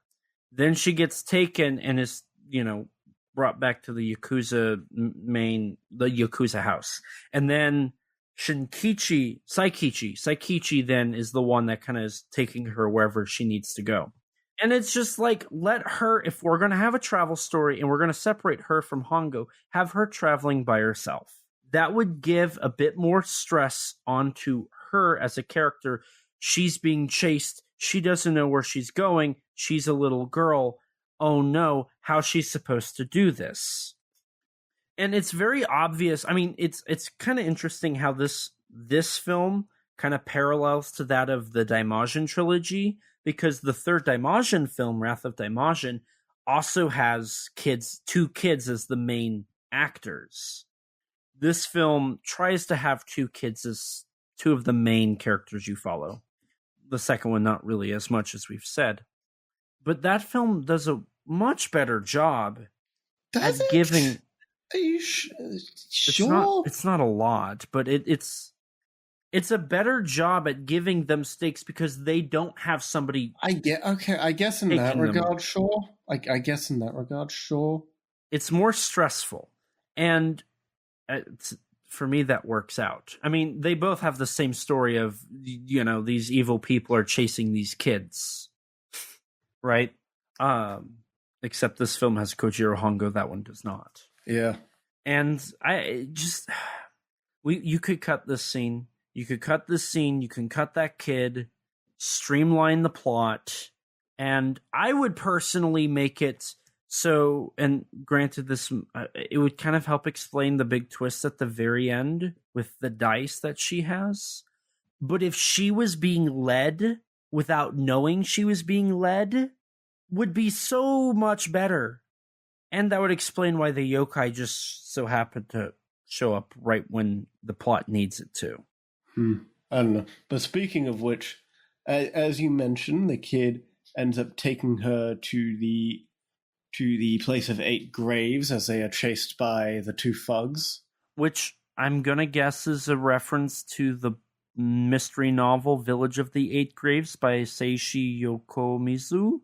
Perhaps. Which is a story about, my understanding,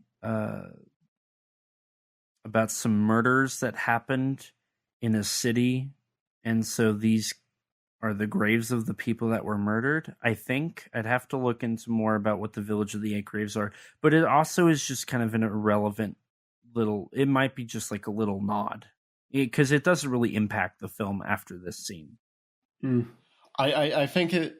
I'm not a big fan of the fact that the yokai are just like, you should not be allowed to leave here alive, but we're just going to spend this one time because of plot convenience, even though you are part of the group of people we're already curse. Right, yeah, because so the whole thing about the Village of the 8 Graves, if you go into that area, or the Valley of the 8 Graves, if you go into that area with a blade, you're going to curse, and you're going to be cursed, and you're going to die. Right, so they're literally double curse, and then the yokai are just like, it's fine this one time, bros. And this is no worries. A very moody scene. It works perfectly. It is such a moody scene. It's a great setup. And like you said, it just ends with the yokai doing a narration saying, we're going to let you live. That is not how you do this story. You're trying to make a ghost story, because this film is more of a ghost curse story than a yokai story. You're going to give the yokai this scarier element, make them have that scarier element. Why should we be afraid of them? Well, they're scary, okay? Why are they scary? Because there's a curse, but they do not act upon that. This could have easily been another Roku Rokube scene from 100 Monsters. Mm-hmm. And I think that would have them die, and then we cut to them being transported somewhere else, and then the other members of the assassins find their bodies, and they look like they were scared to death. That would be so more interesting. And it would just cut them out of the rest of the film, and it would streamline the problem. There's not even really much of a reason to keep them in the rest of the film. There's not. You have plenty of villains. You have the assassin and Saikichi still left. Exactly.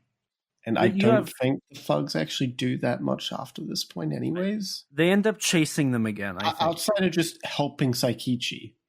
Yeah. It's like you could just have either Saikichi on his own or just get him to ask for other men. Right.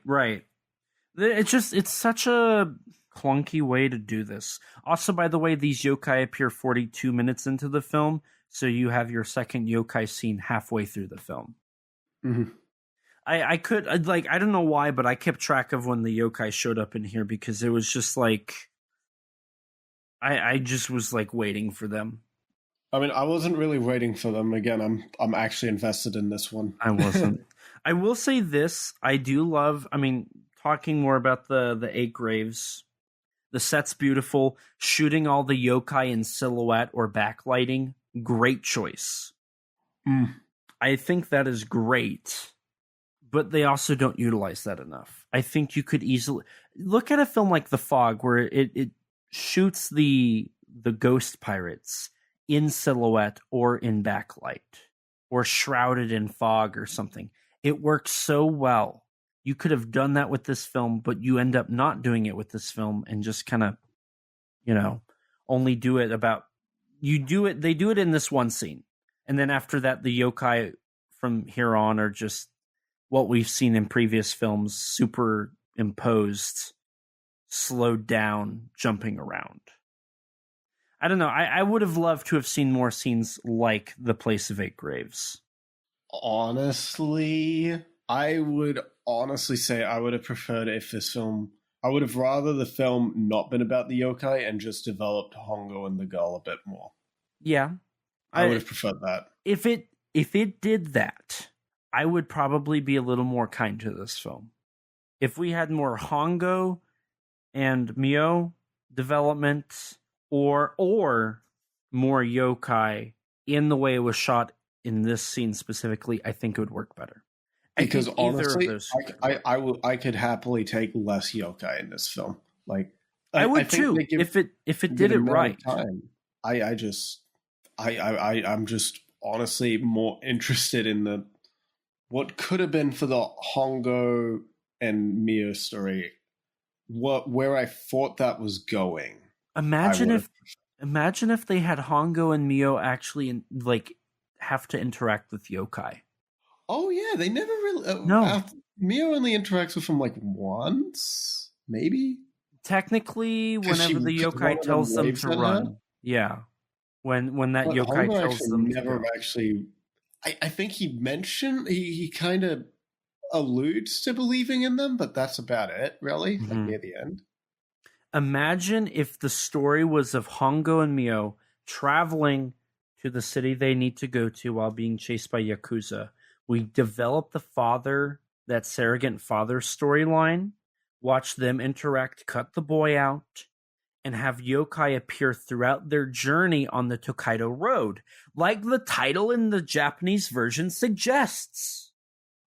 Hey, screw you. You're making me realize that this film isn't this good. Thank you. Shut up. Thank you. Shut up. I've been telling you this for now over 30 minutes. Shut up. It's so good. This movie is such a half glass full or half glass empty movie. I will agree. There are things here that could be done better. Thank you. I'll take that. Let's continue on now. It appears I've given you more credit than you would do. and you've taken it to heart. It appears this was a severe mistake that I have made. It appears you have had a severe lack of thought in your actions. A lapse in my judgment. Where are we at in this story? Something. Hongo and the boy end up meeting. They're going to Horitatsu and asking a man about the Tohachi. That is the name of Mio's father. Did we establish that Mio got kidnapped again? I don't think we did. We were on the 8 graves. They escape. She gets kidnapped again. How does she get kidnapped? I'm trying to remember. It's the 2 thugs that end up encountering her and the boy. That's right, because they end up in Yui. They end up in the town that they're supposed to be in, and as they're about to go see her father, in air quotes, she gets kidnapped, and he goes and tries to investigate, and then Hongo shows up. Now, here's another thing. Hongo has been absent for half of her journey. Pretty much half. I know it's a significant amount of the journey. Why is he still trying? You know, I get it. They're trying to really lay Hongo out as a heroic father-like character, but there's not enough development of his character to make that work properly. If they gave him that, if they gave him and Mio more time on the road, it probably would have worked better. I mean, I feel like the motivation itself is fine enough, given like Hongo, like I don't know, nice. Like I don't think you need too terribly much development just to for me to believe that a seemingly nice man will try and help out a little girl, especially when she's been kidnapped and he's still looking for her after the kidnapping. Like, I think that's fine. I don't think that criticism really is all that fair. Like, I think that's a fine. I think that works as a motivation. I do agree. Like, I will, as I've said before, I agree. I wish we got more time with Hongo and Mio interacting. I think that is the biggest misstep of the movie, is that they spend pretty much most of the second act apart from each other. That is the biggest misstep of this film. Right. Now, and during the whole, once they end up going to the place they need to be, and we get the reveal that, oh, her father's not here, he's actually now a Yakuza member, that was when I really understood, okay, so this film wants to be a Yakuza film, more so than anything else, right? It wants to be a traveling on the road Yakuza story, which is fine. Those work. There's a reason that's a stereotypical Jidaigeki film, right? Like, that's an established subgenre. But, okay, let me ask you this. Do you think it would have been better if they had revealed that her father was actually like the Yakuza clan leader, and he was like the big bad, and Hongo had to become her father-like figure? Or do you think it's better that they do Saikichi, or should they have just revealed that he was dead and Hongo adopts her? What do you think? I think out of the characters, just because Saikichi of the villains probably gets the most scenes, I think Saikichi actually works the best here. Okay. I think having it be the boss could also be an interesting avenue, but I think having the father being dead is honestly a pretty boring way. Gotcha. I think that's curious. a pretty boring ending. I was just curious. I just kind of threw out some ideas that came up to the first thing in my head. Credit where credit is due. The Saikichi twist, I legitimately was not expecting it. It actually surprised me, and I was actually genuinely impressed by it. Yeah, I will agree. I didn't remember that element of the film, so that did surprise me as well. Now, in it, they also revealed that he was a gambler. And I think that's a good way to tie the dice back to everything. But then I also, once we talk about the dice, I'm going to bring up one little weird thing, but then we're going to talk about the dice further. Okay. Also, for the dice being kind of a plot MacGuffin, they're kind of irrelevant for the entire film up until the final act. I'm surprised we didn't have any scenes of her like losing the dice. I was expecting like that to happen, like somewhere in the second act, and her to have to like. The dice are such a like that could have been such an interesting thing to explore because those dice are more than just dice, as we learn later on. Like those dice could have made the story way more interesting. We'll talk about that once we get there. Now, I will say I do respect the fact that they made Hongo tell this guy, don't tell her that her father's a Yakuza member. Just take her in. I thought that was a really nice way to do that. But see, that's the thing is Hongo does get little moments throughout this film that are genuinely like, oh my God, this guy's a nice person. Yeah. But they don't. I wish there were more. I do too. I really, really wish that there was more.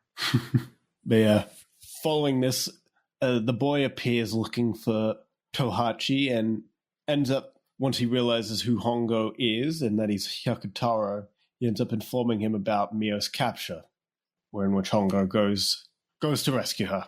Right, and then this is honestly during all this I understand why he disappears, but he disappears for a good chunk of this finale. Right, yeah, there's a good 5 or 10 minutes. Good 10 minutes without him at this point. Right. And now we're at about the 55, 60 minute mark. So there's only about 20 minutes left in this film at this point. So we are this is them entering into the final act at the Yakuza house where, they try to find the letter that Mio's got, which, by the way, that document's basically not been mentioned since the beginning of the film. It only becomes relevant again here, I think.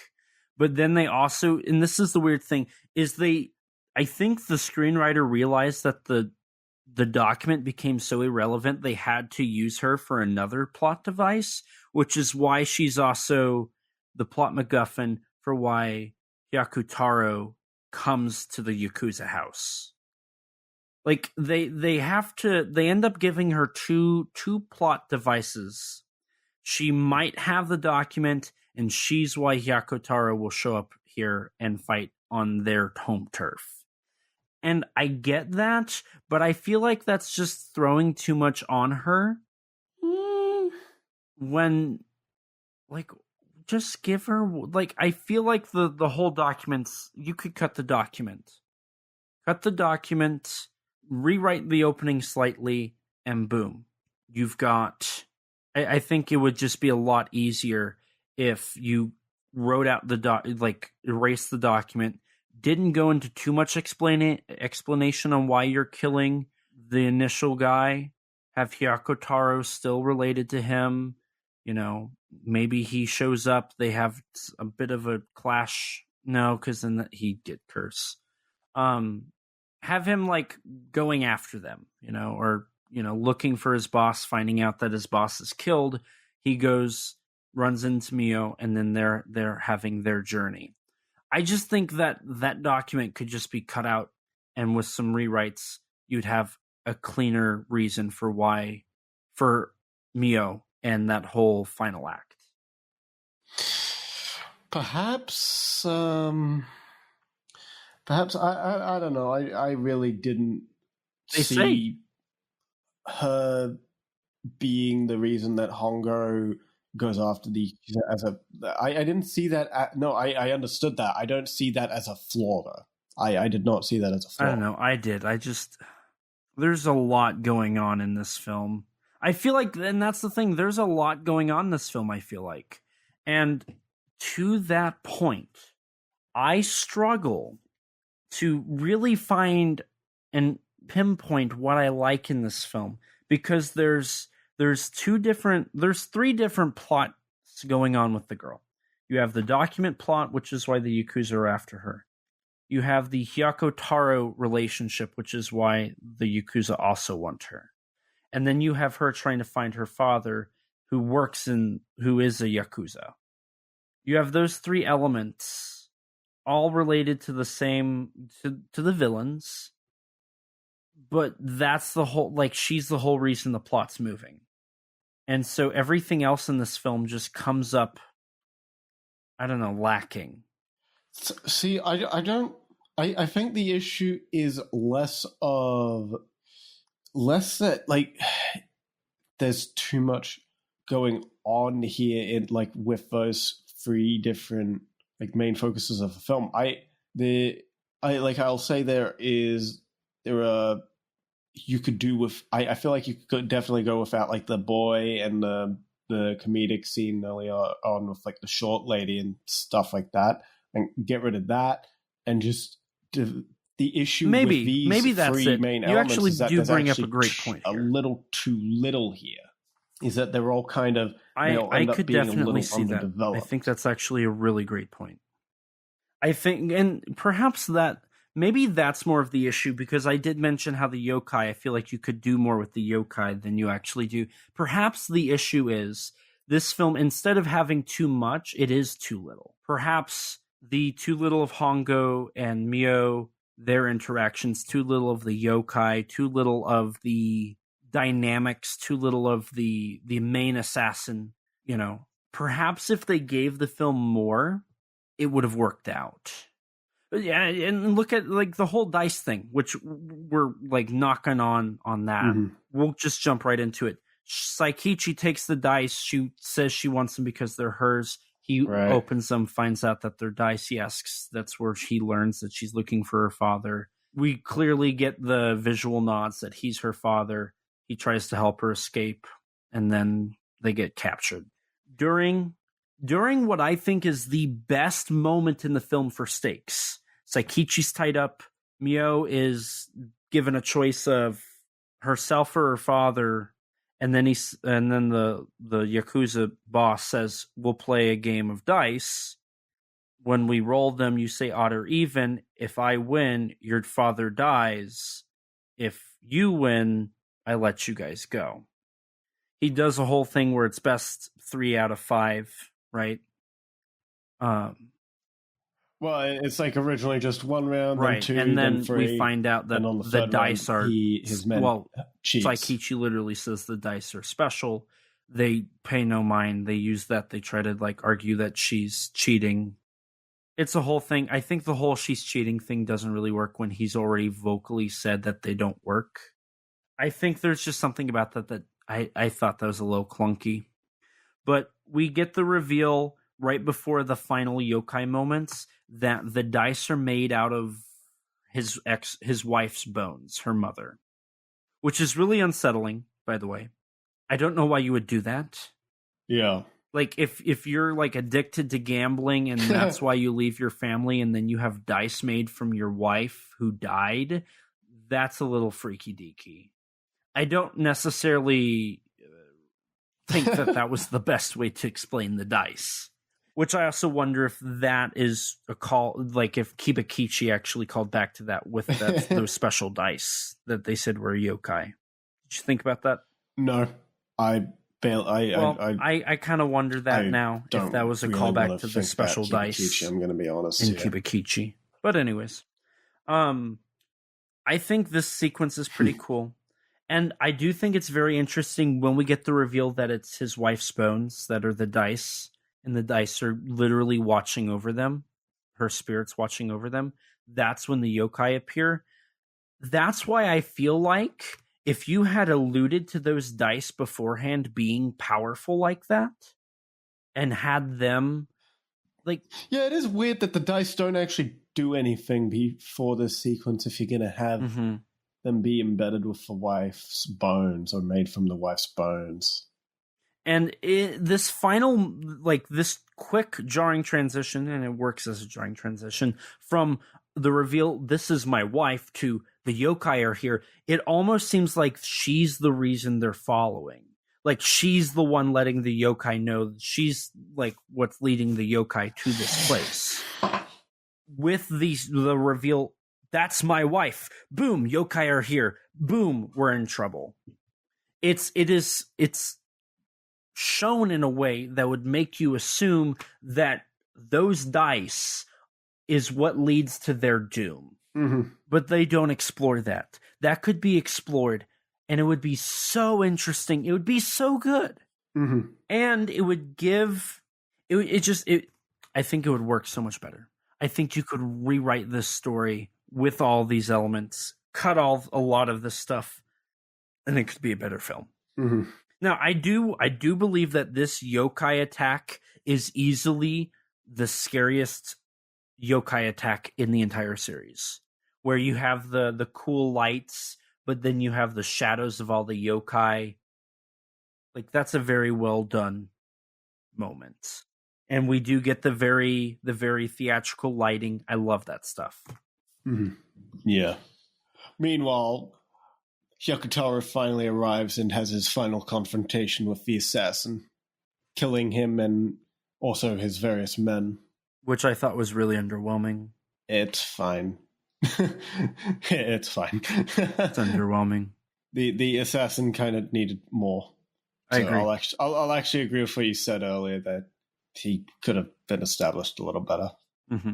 Now, Saikichi ends up getting freed. The yokai go after the boss and two of his men. They're driven mad, just like in the first 100 Monsters.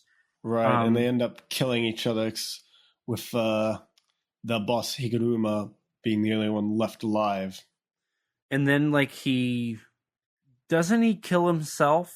No, he ends up chasing the document and is slain by Hongo. That's right. Now, I will say I do love how the dice appear in his hand and, like, he can't get them out. I thought that was a really cool idea. And again, like, those dice could be so much better. I know it'd become a plot MacGuffin device, whatever, but you could use them so much better. Yeah. There's so much you could do with yokai dice. Now, we do also get the iconic Wanyodo, or fire wheel yokai, which is traditionally a burning ox cart wheel that has a disfigured face in the middle. I think that was a really cool scene. It's still creepy, it's unsettling, and it works so well. But we only get it for this brief moment, and then after all the Yakuza are dead, we cut to, I believe we get this film's iteration of the Yokai March. Yeah. Which is kind of out of place in this one, I feel like. Yeah, I'd agree. Because, I mean, they're supposed to be, like, vengeful yokai, scary yokai. But with that, the whole march at the end, I don't think really works as well. But it is what it is. It's cool. They do have Jinbei return, and he kind of leads them on. And so I think that's kind of cool. And then we get the document that has been irrelevant for this entire film finally shows back up. And then that's where Hyakutaro realizes that, his boss was going to reveal all that has happened. And then the film's happy ending. Mio's reunited with her father, who's just forgiven. Yeah, which I don't think really works. I think it would have worked better to have Hongo become the surrogate father, as I've said before. I agree. I know that traditional Japanese values, I from what I understand, probably don't entirely align with that kind of story, but I feel like it'd be a lot more compelling here. I agree. And then the movie just ends. It's over. Yeah. I had good fun. I was bored. Well, you're just boring. I'm sorry. So, okay. We have a couple things we could do here. Before we do you have any more comments, notes, things you wanted to bring up? Not too much. Yeah, I will bring up. There are, even outside of the yokai scenes, I did kind of downplay the lighting in this film, but there are a couple really nice moments of lighting. Like, I like in the gambling, like just before they start gambling, and when Mio learns that Seikichi as her father. The lighting in there, I love the contrast between the soft light on Mio and the harsh light on Seikichi, who is heartbroken in the scene, but also like he doesn't want her to know. I think that works really effectively. It's the best scene in the movie. Yeah, it's great. Other than that, I don't have too much else to say, really. Yeah, now I did want to. I'll bring this up real quick.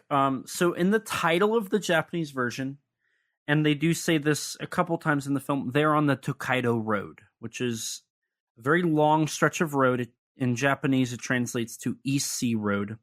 It was a road that ran from Kyoto all the way to Edo, which we know now as Tokyo. Mm-hmm. It was one of the 5 main roads of Japan, and it was generally traveled on by foot. Now, the road, I mean, that's the main setting of the film, is traveling from Kyoto essentially to somewhere, I've heard, like around Osaka. Mm-hmm. Which makes sense because, I mean, the film was produced in Osaka. But it's not like a hugely relevant thing to the plot. They just kind of use it as a point of location and historical context. So I just wanted to bring that up. Now, Rex, I haven't gone over the yokai that have appeared in this film outside of the 2 we've already mentioned. Do you want me to give you a rundown of the other yokai that appear? Okay. So, as I've done in the previous episodes, old yokai that we've already covered, I'm just going to say they appear in here. I highly recommend you check out, and I don't know why you wouldn't have already checked these episodes out, because this is the 3rd in this trilogy. It's kind of redundant to listen to this one first. Go listen to our 100 Monsters episode and our Spook Warfare episode, where we cover more of the yokai that appear. This film actually mostly has old yokai appear in side roles. It is missing a couple of them, like the Umbrella Yokai, the Kappa. I was so sad he didn't show up, Karakasa. Likewise. I was so sad. The Rokuro Kube doesn't show up.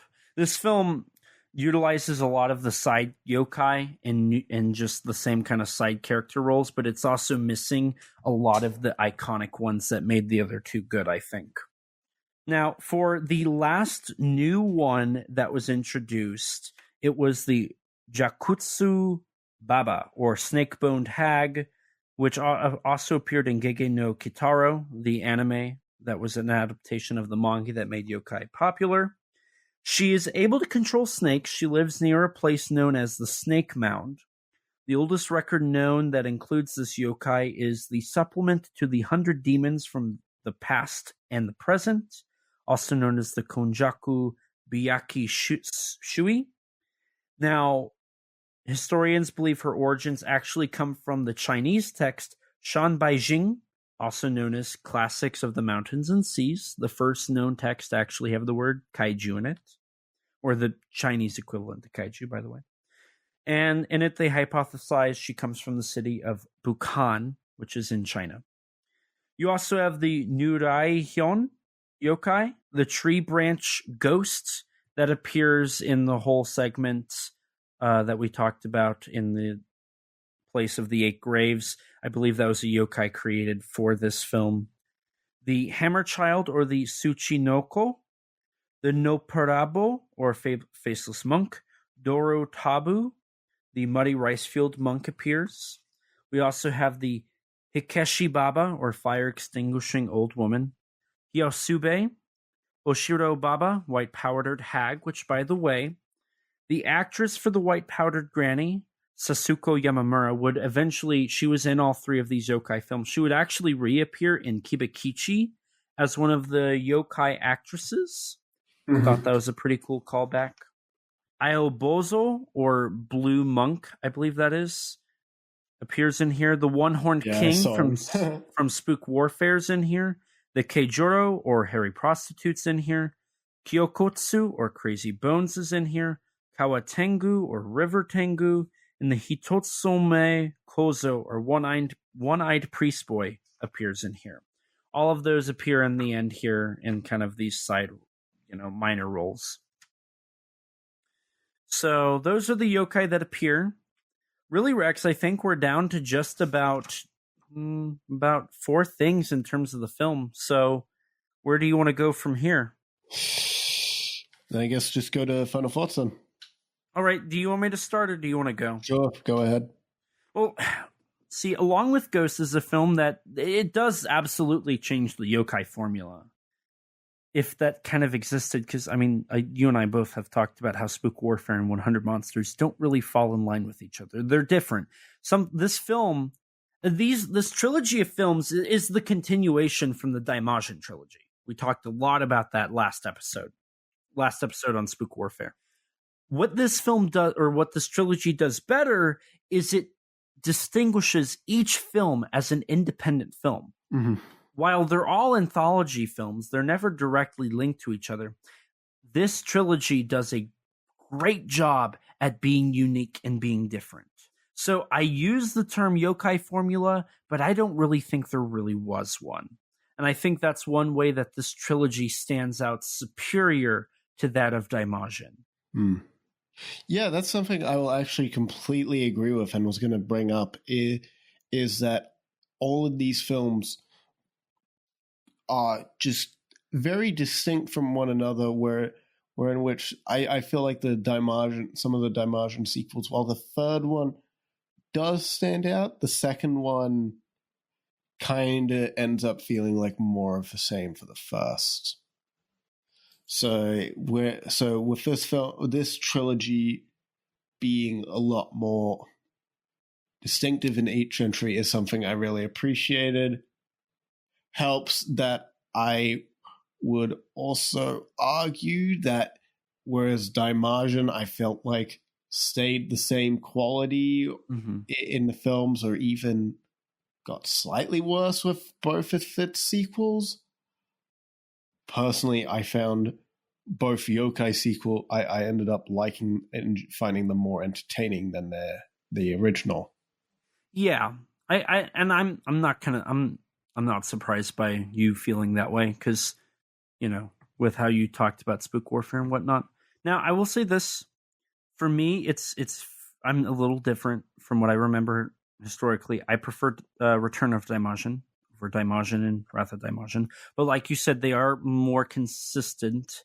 However, for me, these third films suffer the most because they're also the most kid-oriented.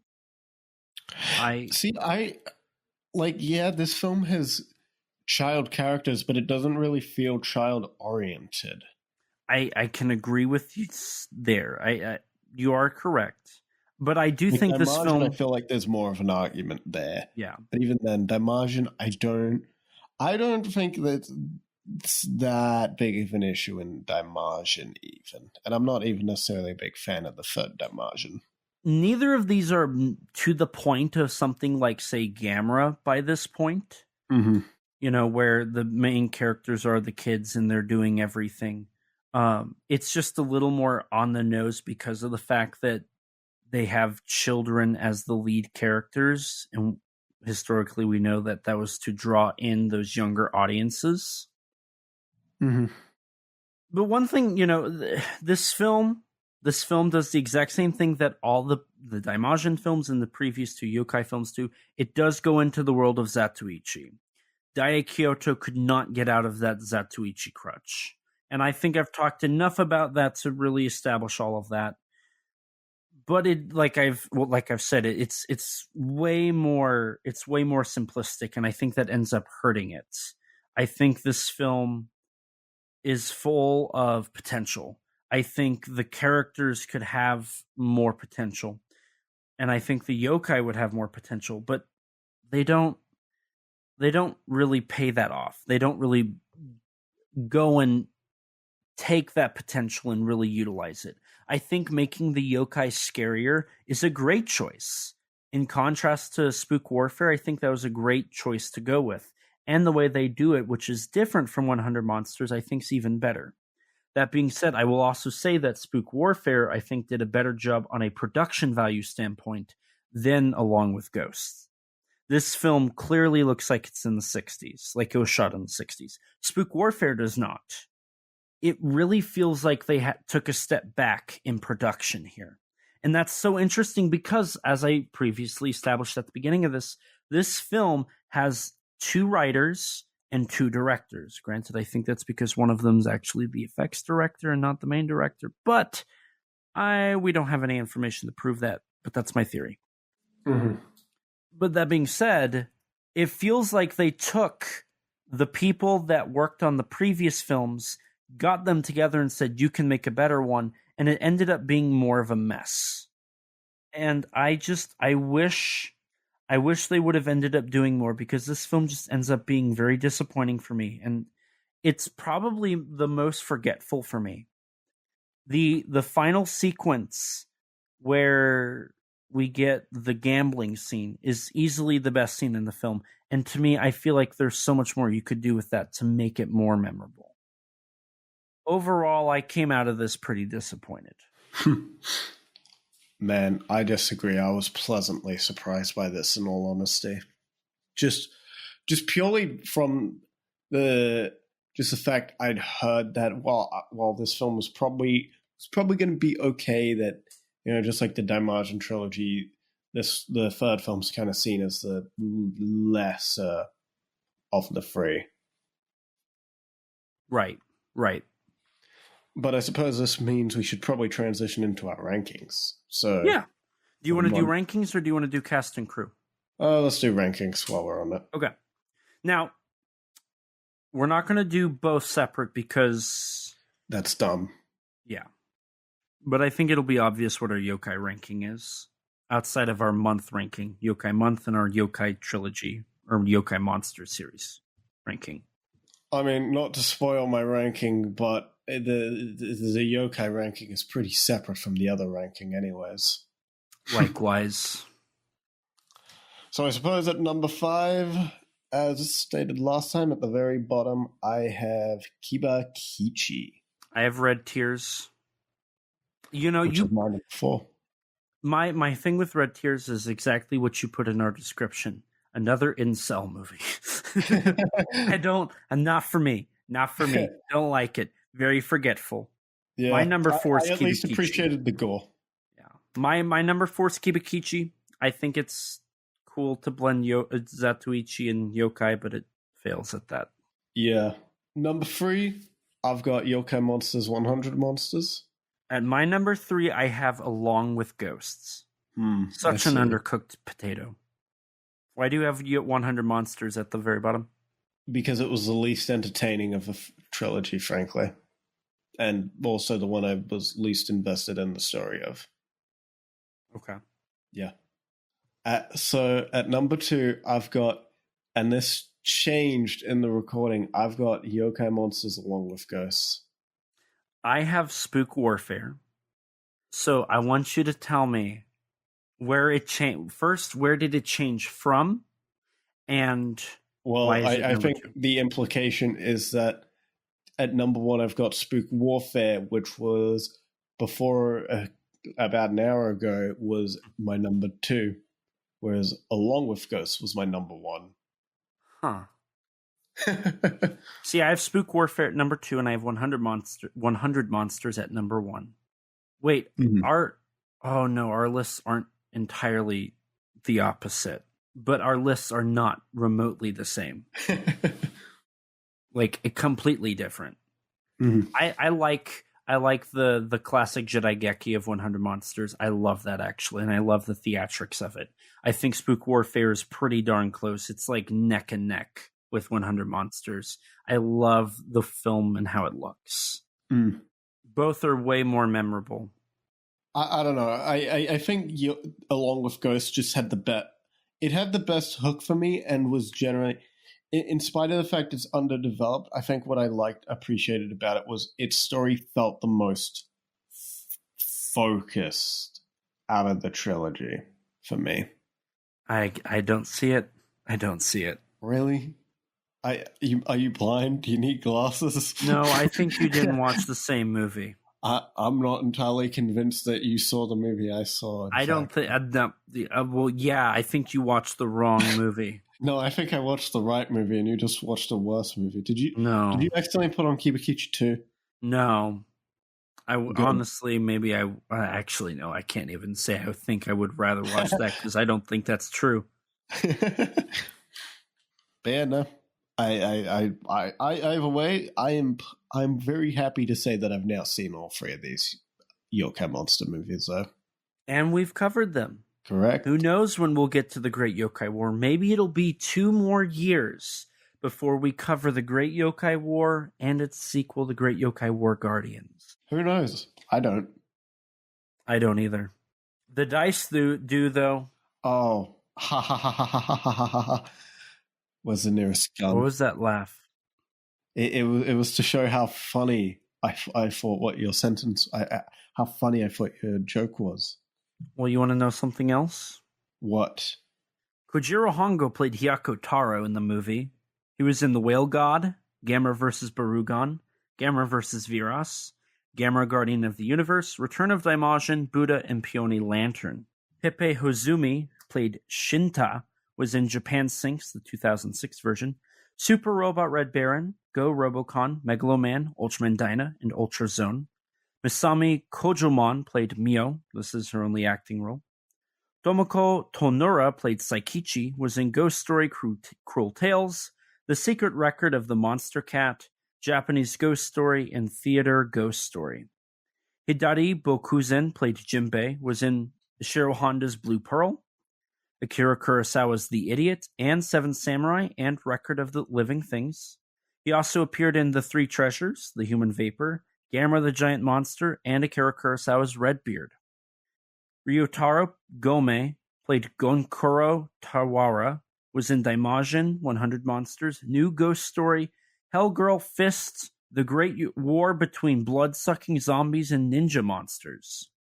Date Saburo played Ushimatsu, was in Ghost Train, The Invisible Man Appears, The Ghost of Yotsuya, Ghost Story Deep End, Buddha, Daimajin, 100 Monsters, Ghost Story The Edge of the Earth, Dinosaur Squadron, Kosodon. Koichi Uenoyama played Goro Kichi, who was in Return of Daimajin, The Secret Record of the Monster Cat, Mighty Jack, Kamen Rider, Inazumon F, Super Sentai Go Ranger, Super God Bibuyen, Zubat the Great, and Special Police Wing Spectre. Yoshindo Yamaji was Kanzo, who was in Ghost Story, Devil's Fire Swamp, and The Ghost of Yotsuya Part 1 and The Ghost of Yotsuya Part 2. As for your crew, Shumei Watanabe was your composer, who worked on Ghost Story The Edge of the Earth, The Supergiant 2, Supergiant The Monster's Castle, Supergiant The End of the World, Ghost Cat House, The Ghost of Yotsuya, Jigoku, 100 Monsters, The Record of the Monster Cat, Kikaida 3D, Inazumon, Super Sentai Go Ranger, Bomb Hurricane, Jakku Denji Ketai vs. Go Ranger, Mechanical Violator Hikaider, Kozuko Sentai Go Kaiger vs. Space Sheriff Gavin the Movie, Space Sheriff Gavin the Movie, Kikaida Reboot, Nezura 1964, Saber Zenkaiger Superhero Senki, Ghost Cat Rhapsody, Ninja Corps Gekku, and tons more tokusatsu television that would take me an hour to list. Yahiro Yamato was the producer, who also worked on Spook Warfare, 100 Monsters, Akado Suzunosuke, Defeat the Skull Gang, and Akado Suzunosuke, Thunderman of the Black Cloud Valley. Your co-writer, Asai Shozuburo, worked on Ghost Story, Rugabuchi, The Secret Record of the Monster Cat, and Ghost Story, The Will-o'-the-Wisp Swamp. Tetsuro Yoshida, the other co-writer, worked on The Invisible Swordsman, Spook Warfare, 100 Monsters, Wrath of Daimajin, Return of Daimajin, Akaduo Suzunosuke, The Thunderman of Black Cloud Valley, Akado Suzunosuke, The One-Legged Demon, Akado Suzunosuke, The Demon of the Crescent Tower, Akado Suzunosuke, Asuka Style Vacuum Slash, and Akado Suzunosuke, Defeat the Demon Mask Gang. Your co-directors, Yasuda Kimiyoshi, worked on, this is the last time I'm saying this, Akaduo Suzunosuke, Defeat the Demon Mask Gang, Asuka Style Vacuum Slash, The Demon of the Crescent Tower, The One-Legged Demon, Daimajin, and 100 Monsters. Yoshiyuki Kuroda, your co-director, which again I believe was the effects director, directed Buddha, Spook Warfare, The Invisible Swordsman, and then effects for Daimajin, Return of Daimajin, Wrath of Daimajin, 100 Monsters, and then worked on Mirror Man and Jumborg Ace. And that is your cast and crew. Damn. And I suppose that's where we end on this Yokai Month. This Yokai Month has officially come to a close. We have no more to cover, but so many more movies to do. We're never covering Yokai again until Great Yokai War and Guardians. You know, I was reading that the Snow Woman is kind of looped into this era of like Dai Yokai's monster kind of folklore stories. I can't wait to watch that. I mean, I look forward. I'm genuinely happy to have learned a bit more about yokai this month, and to, of course, have finally explored these films. I think that's part of Japanese culture that I've kind of neglected a bit in my exploration of Japanese cinema. So I'm glad to finally open my eyes a bit to that blind spot. Yeah, I think at the end of the day, what I find most interesting is how these strange cryptids were so important to Japanese culture for hundreds of years, and where they are at now. I think that's very interesting. And then I also, in terms of the Dai films, we didn't just cover Dai films, but we did cover 3 of them. How disconnected they seemingly are from the rest of these films. I think that was probably my greatest interest, was just how disconnected they were. And in a certain way, I think that fits. This is an interesting little subgenre of Japanese cinema and monster movies that it works that it's separate. Right? Like it's very fitting that the yokai don't blend in with the kaiju stuff. They don't blend in with the traditional Jidaigeki horror stuff. They definitely feel like their own thing. And I think that's very special and very important. And it's important to note that if we're talking in a historical, like, retrospective perspective, the yokai trilogy influenced so many people. A ton of tokusatsu and kaiju fans grew up in that era, and they loved these movies. There's been so many, like, these films influenced, and I don't think we've articulated it enough because we really haven't been able to, just how influential these films were on yokai going forward. This set the norm for yokai. These 3 films produced in about the span of a year basically led to modern day yokai the way they are. And funny enough, we've had films that, we've had a remake and a sequel to the remake. We had a series of 3 films from Tomu Haraguchi that was love letters to those. We had a kaiju film that was a love letter to that era. I want to rewatch Death Kappa, knowing now what I do know. Perhaps it's a little different now that I've seen and truly grasped the yokai that inspired it. They're important elements. They're important films in Japanese cinema, especially in the tokusatsu and the genre cinema area of Japanese cinema. And I hope more people watch these films because they are available. They're on Tubi, they're on Arrow Video Player, they're available on Blu-ray in the UK and in the United States. In Japan, there's 4K discs of these films. There's more ways to watch them now when there didn't used to be this availability. And I think that this is a trilogy of films that every kaiju fan should watch to see another side of Japanese monsters, not the monsters that destroy the city, but the monsters that truly terrorize people back in past decades. Yeah. Yeah, 100%. Definitely very underappreciated films that. So if there's anything that you can get from these three, despite the fact that I trashed this movie, if you haven't watched these movies and you for some reason have listened to these episodes, go watch them. Go support these. I think this is a trilogy of monster movies from Japan that anybody who's a fan of just monster movies in general, it doesn't have to be kaiju, I think you'll get something out of it. Oh, 100%. If you like these, if you like Japanese cinema, like, expand your horizons. Always be open to expanding your horizons. 100%. And I will say this, between Daimajin and Yokai, it's a pretty good gateway into Zatoichi and Lone Wolf and Cub. So, if you like these films, go watch Zatoichi and Lone Wolf and Cub. It's similar to how Godzilla is kind of the gateway to Kurosawa. Daimajin and Yokai is the gateway to Zatoichi. It is quite ironic that after having now seen the Daimajin and Yokai films, all of them, that I am also very soon intending on starting Zatoichi. I gotta get back into that, man.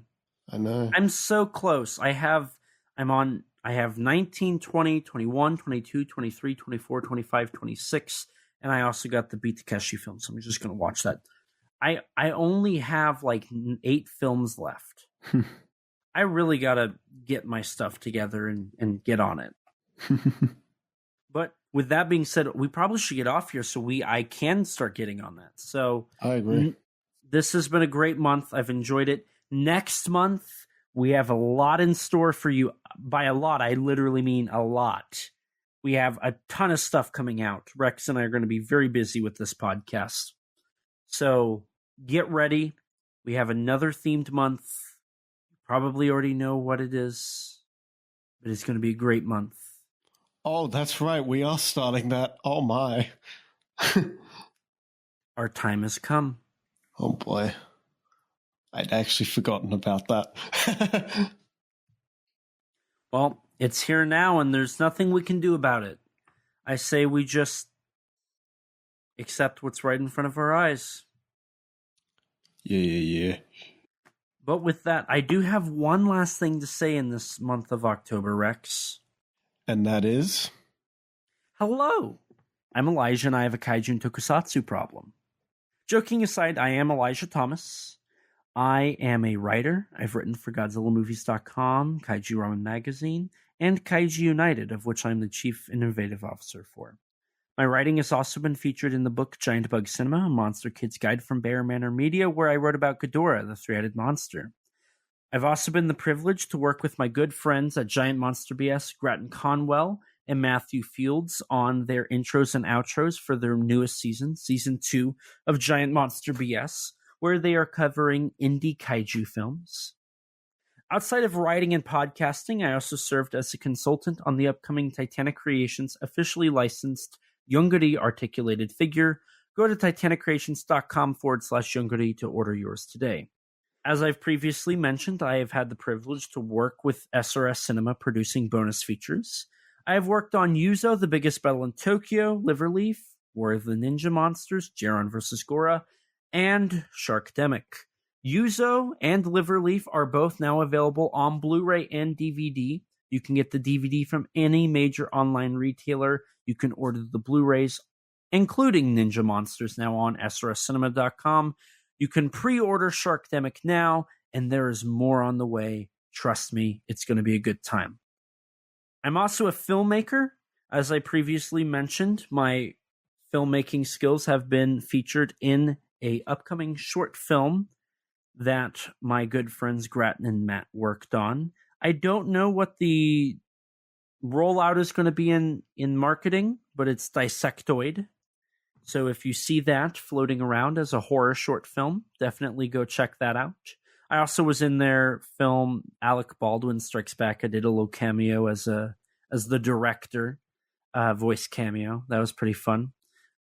So I've done all that. I'm also a YouTuber. Baldwin Strikes Back sounds terrifying. It was terrifying. I'm also a YouTuber. You can check out my stuff on my YouTube channel, ET13 Productions, where you can see some of my short films and my old YouTube videos, along with an ever-growing playlist that features all of my appearances on YouTube. I do plan on getting more videos out soon, so definitely check that out. You can also check out my action figure photography on my Instagram at ET13_productions, and my X, the artist formerly known as Twitter, thanks Danny, at the same handle. Now, Rex, where can people find you at? Well, dear listeners, you can find me on YouTube at Rexino, on Twitter at Rex_Xenomorph, and on Instagram, Rex_Xeno. And if you want to check out some of my writing, go take a look at the Tokusatsu Network. And as for the podcast, unfortunately, we don't have any feedback. So if you have any feedback, like I said earlier, you can add us on Twitter, message us on Twitter, message us on Instagram, message us on Facebook, email us, DM Rex or I on the Kaiju Conversation Discord server, or add us on the Discord server. Any of those possible ways. You can even leave comments on our YouTube videos and go from there. But you can also rate us on iTunes. That boosts our ratings and helps us get recommended to more people just like you. If you don't have an Apple device, which I don't blame you, I don't actually, that's a lie, I'm rating this off of a MacBook. You can rate us on Spotify. You can also use Spotify to give us feedback, or iTunes. To stay up to date with all things Kaiju Conversation related, head over to www.kaijuconversation.com to find all of our episodes, social media, news, and updates. Follow us on Twitter at KAIJU_CONVERS. If you don't have Twitter, you can follow us on Instagram or like us on Facebook.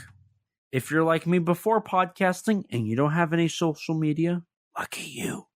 You can email us at kaijuconversation@gmail.com, all lowercase, all one word, you know the drill. And as always, we'll read your reviews on air for everyone to hear. We also have a Teespring store. We're going to eventually have original artwork on there, but until then, you can sport our awesome logo on a t-shirt or maybe even a coffee mug. If you'd like to chat with us, check out our Discord server full of others that have similar interests to you. Most recently, in our server, in our General 1 chat, there was a discussion about the newest episode of Ultraman Arc and the lack of Gemstone doing anything at Godzilla Fest this year. Okay. It's a great community full of great people. Don't forget to subscribe to our YouTube channel. Hit the bell so you can be notified anytime we upload a video. We sometimes post exclusives to the channel, like bloopers for episodes or minisodes talking about news or other subjects. We also have an interview with MechaGodzilla designer Jared Krzyzewski on the channel. Definitely butchered his name. I'm so sorry about that. And a huge thanks to Rex for editing all of these episodes and all the other content we upload. His links can be found in the description below. Along with Rex, we'd like to give a huge thanks and shout out to Danny DiManna of the Godzilla Novelization Project for his amazing vocals on our theme song. You can support him by following him on Twitter at Danzilla93_GNP or visit his website, GodzillaNovelizationProject.com.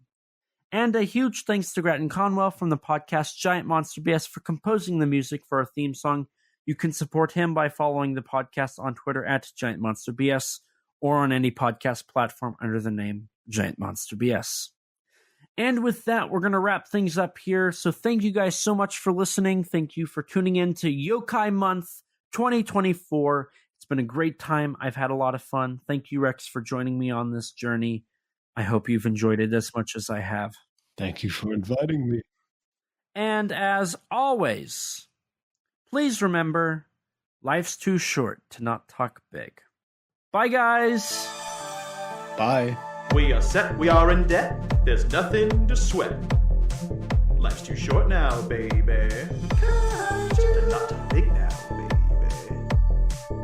Conversation, his name's Elijah, baby. And also Rex now, baby. We love those kaiju, baby. And you will too now.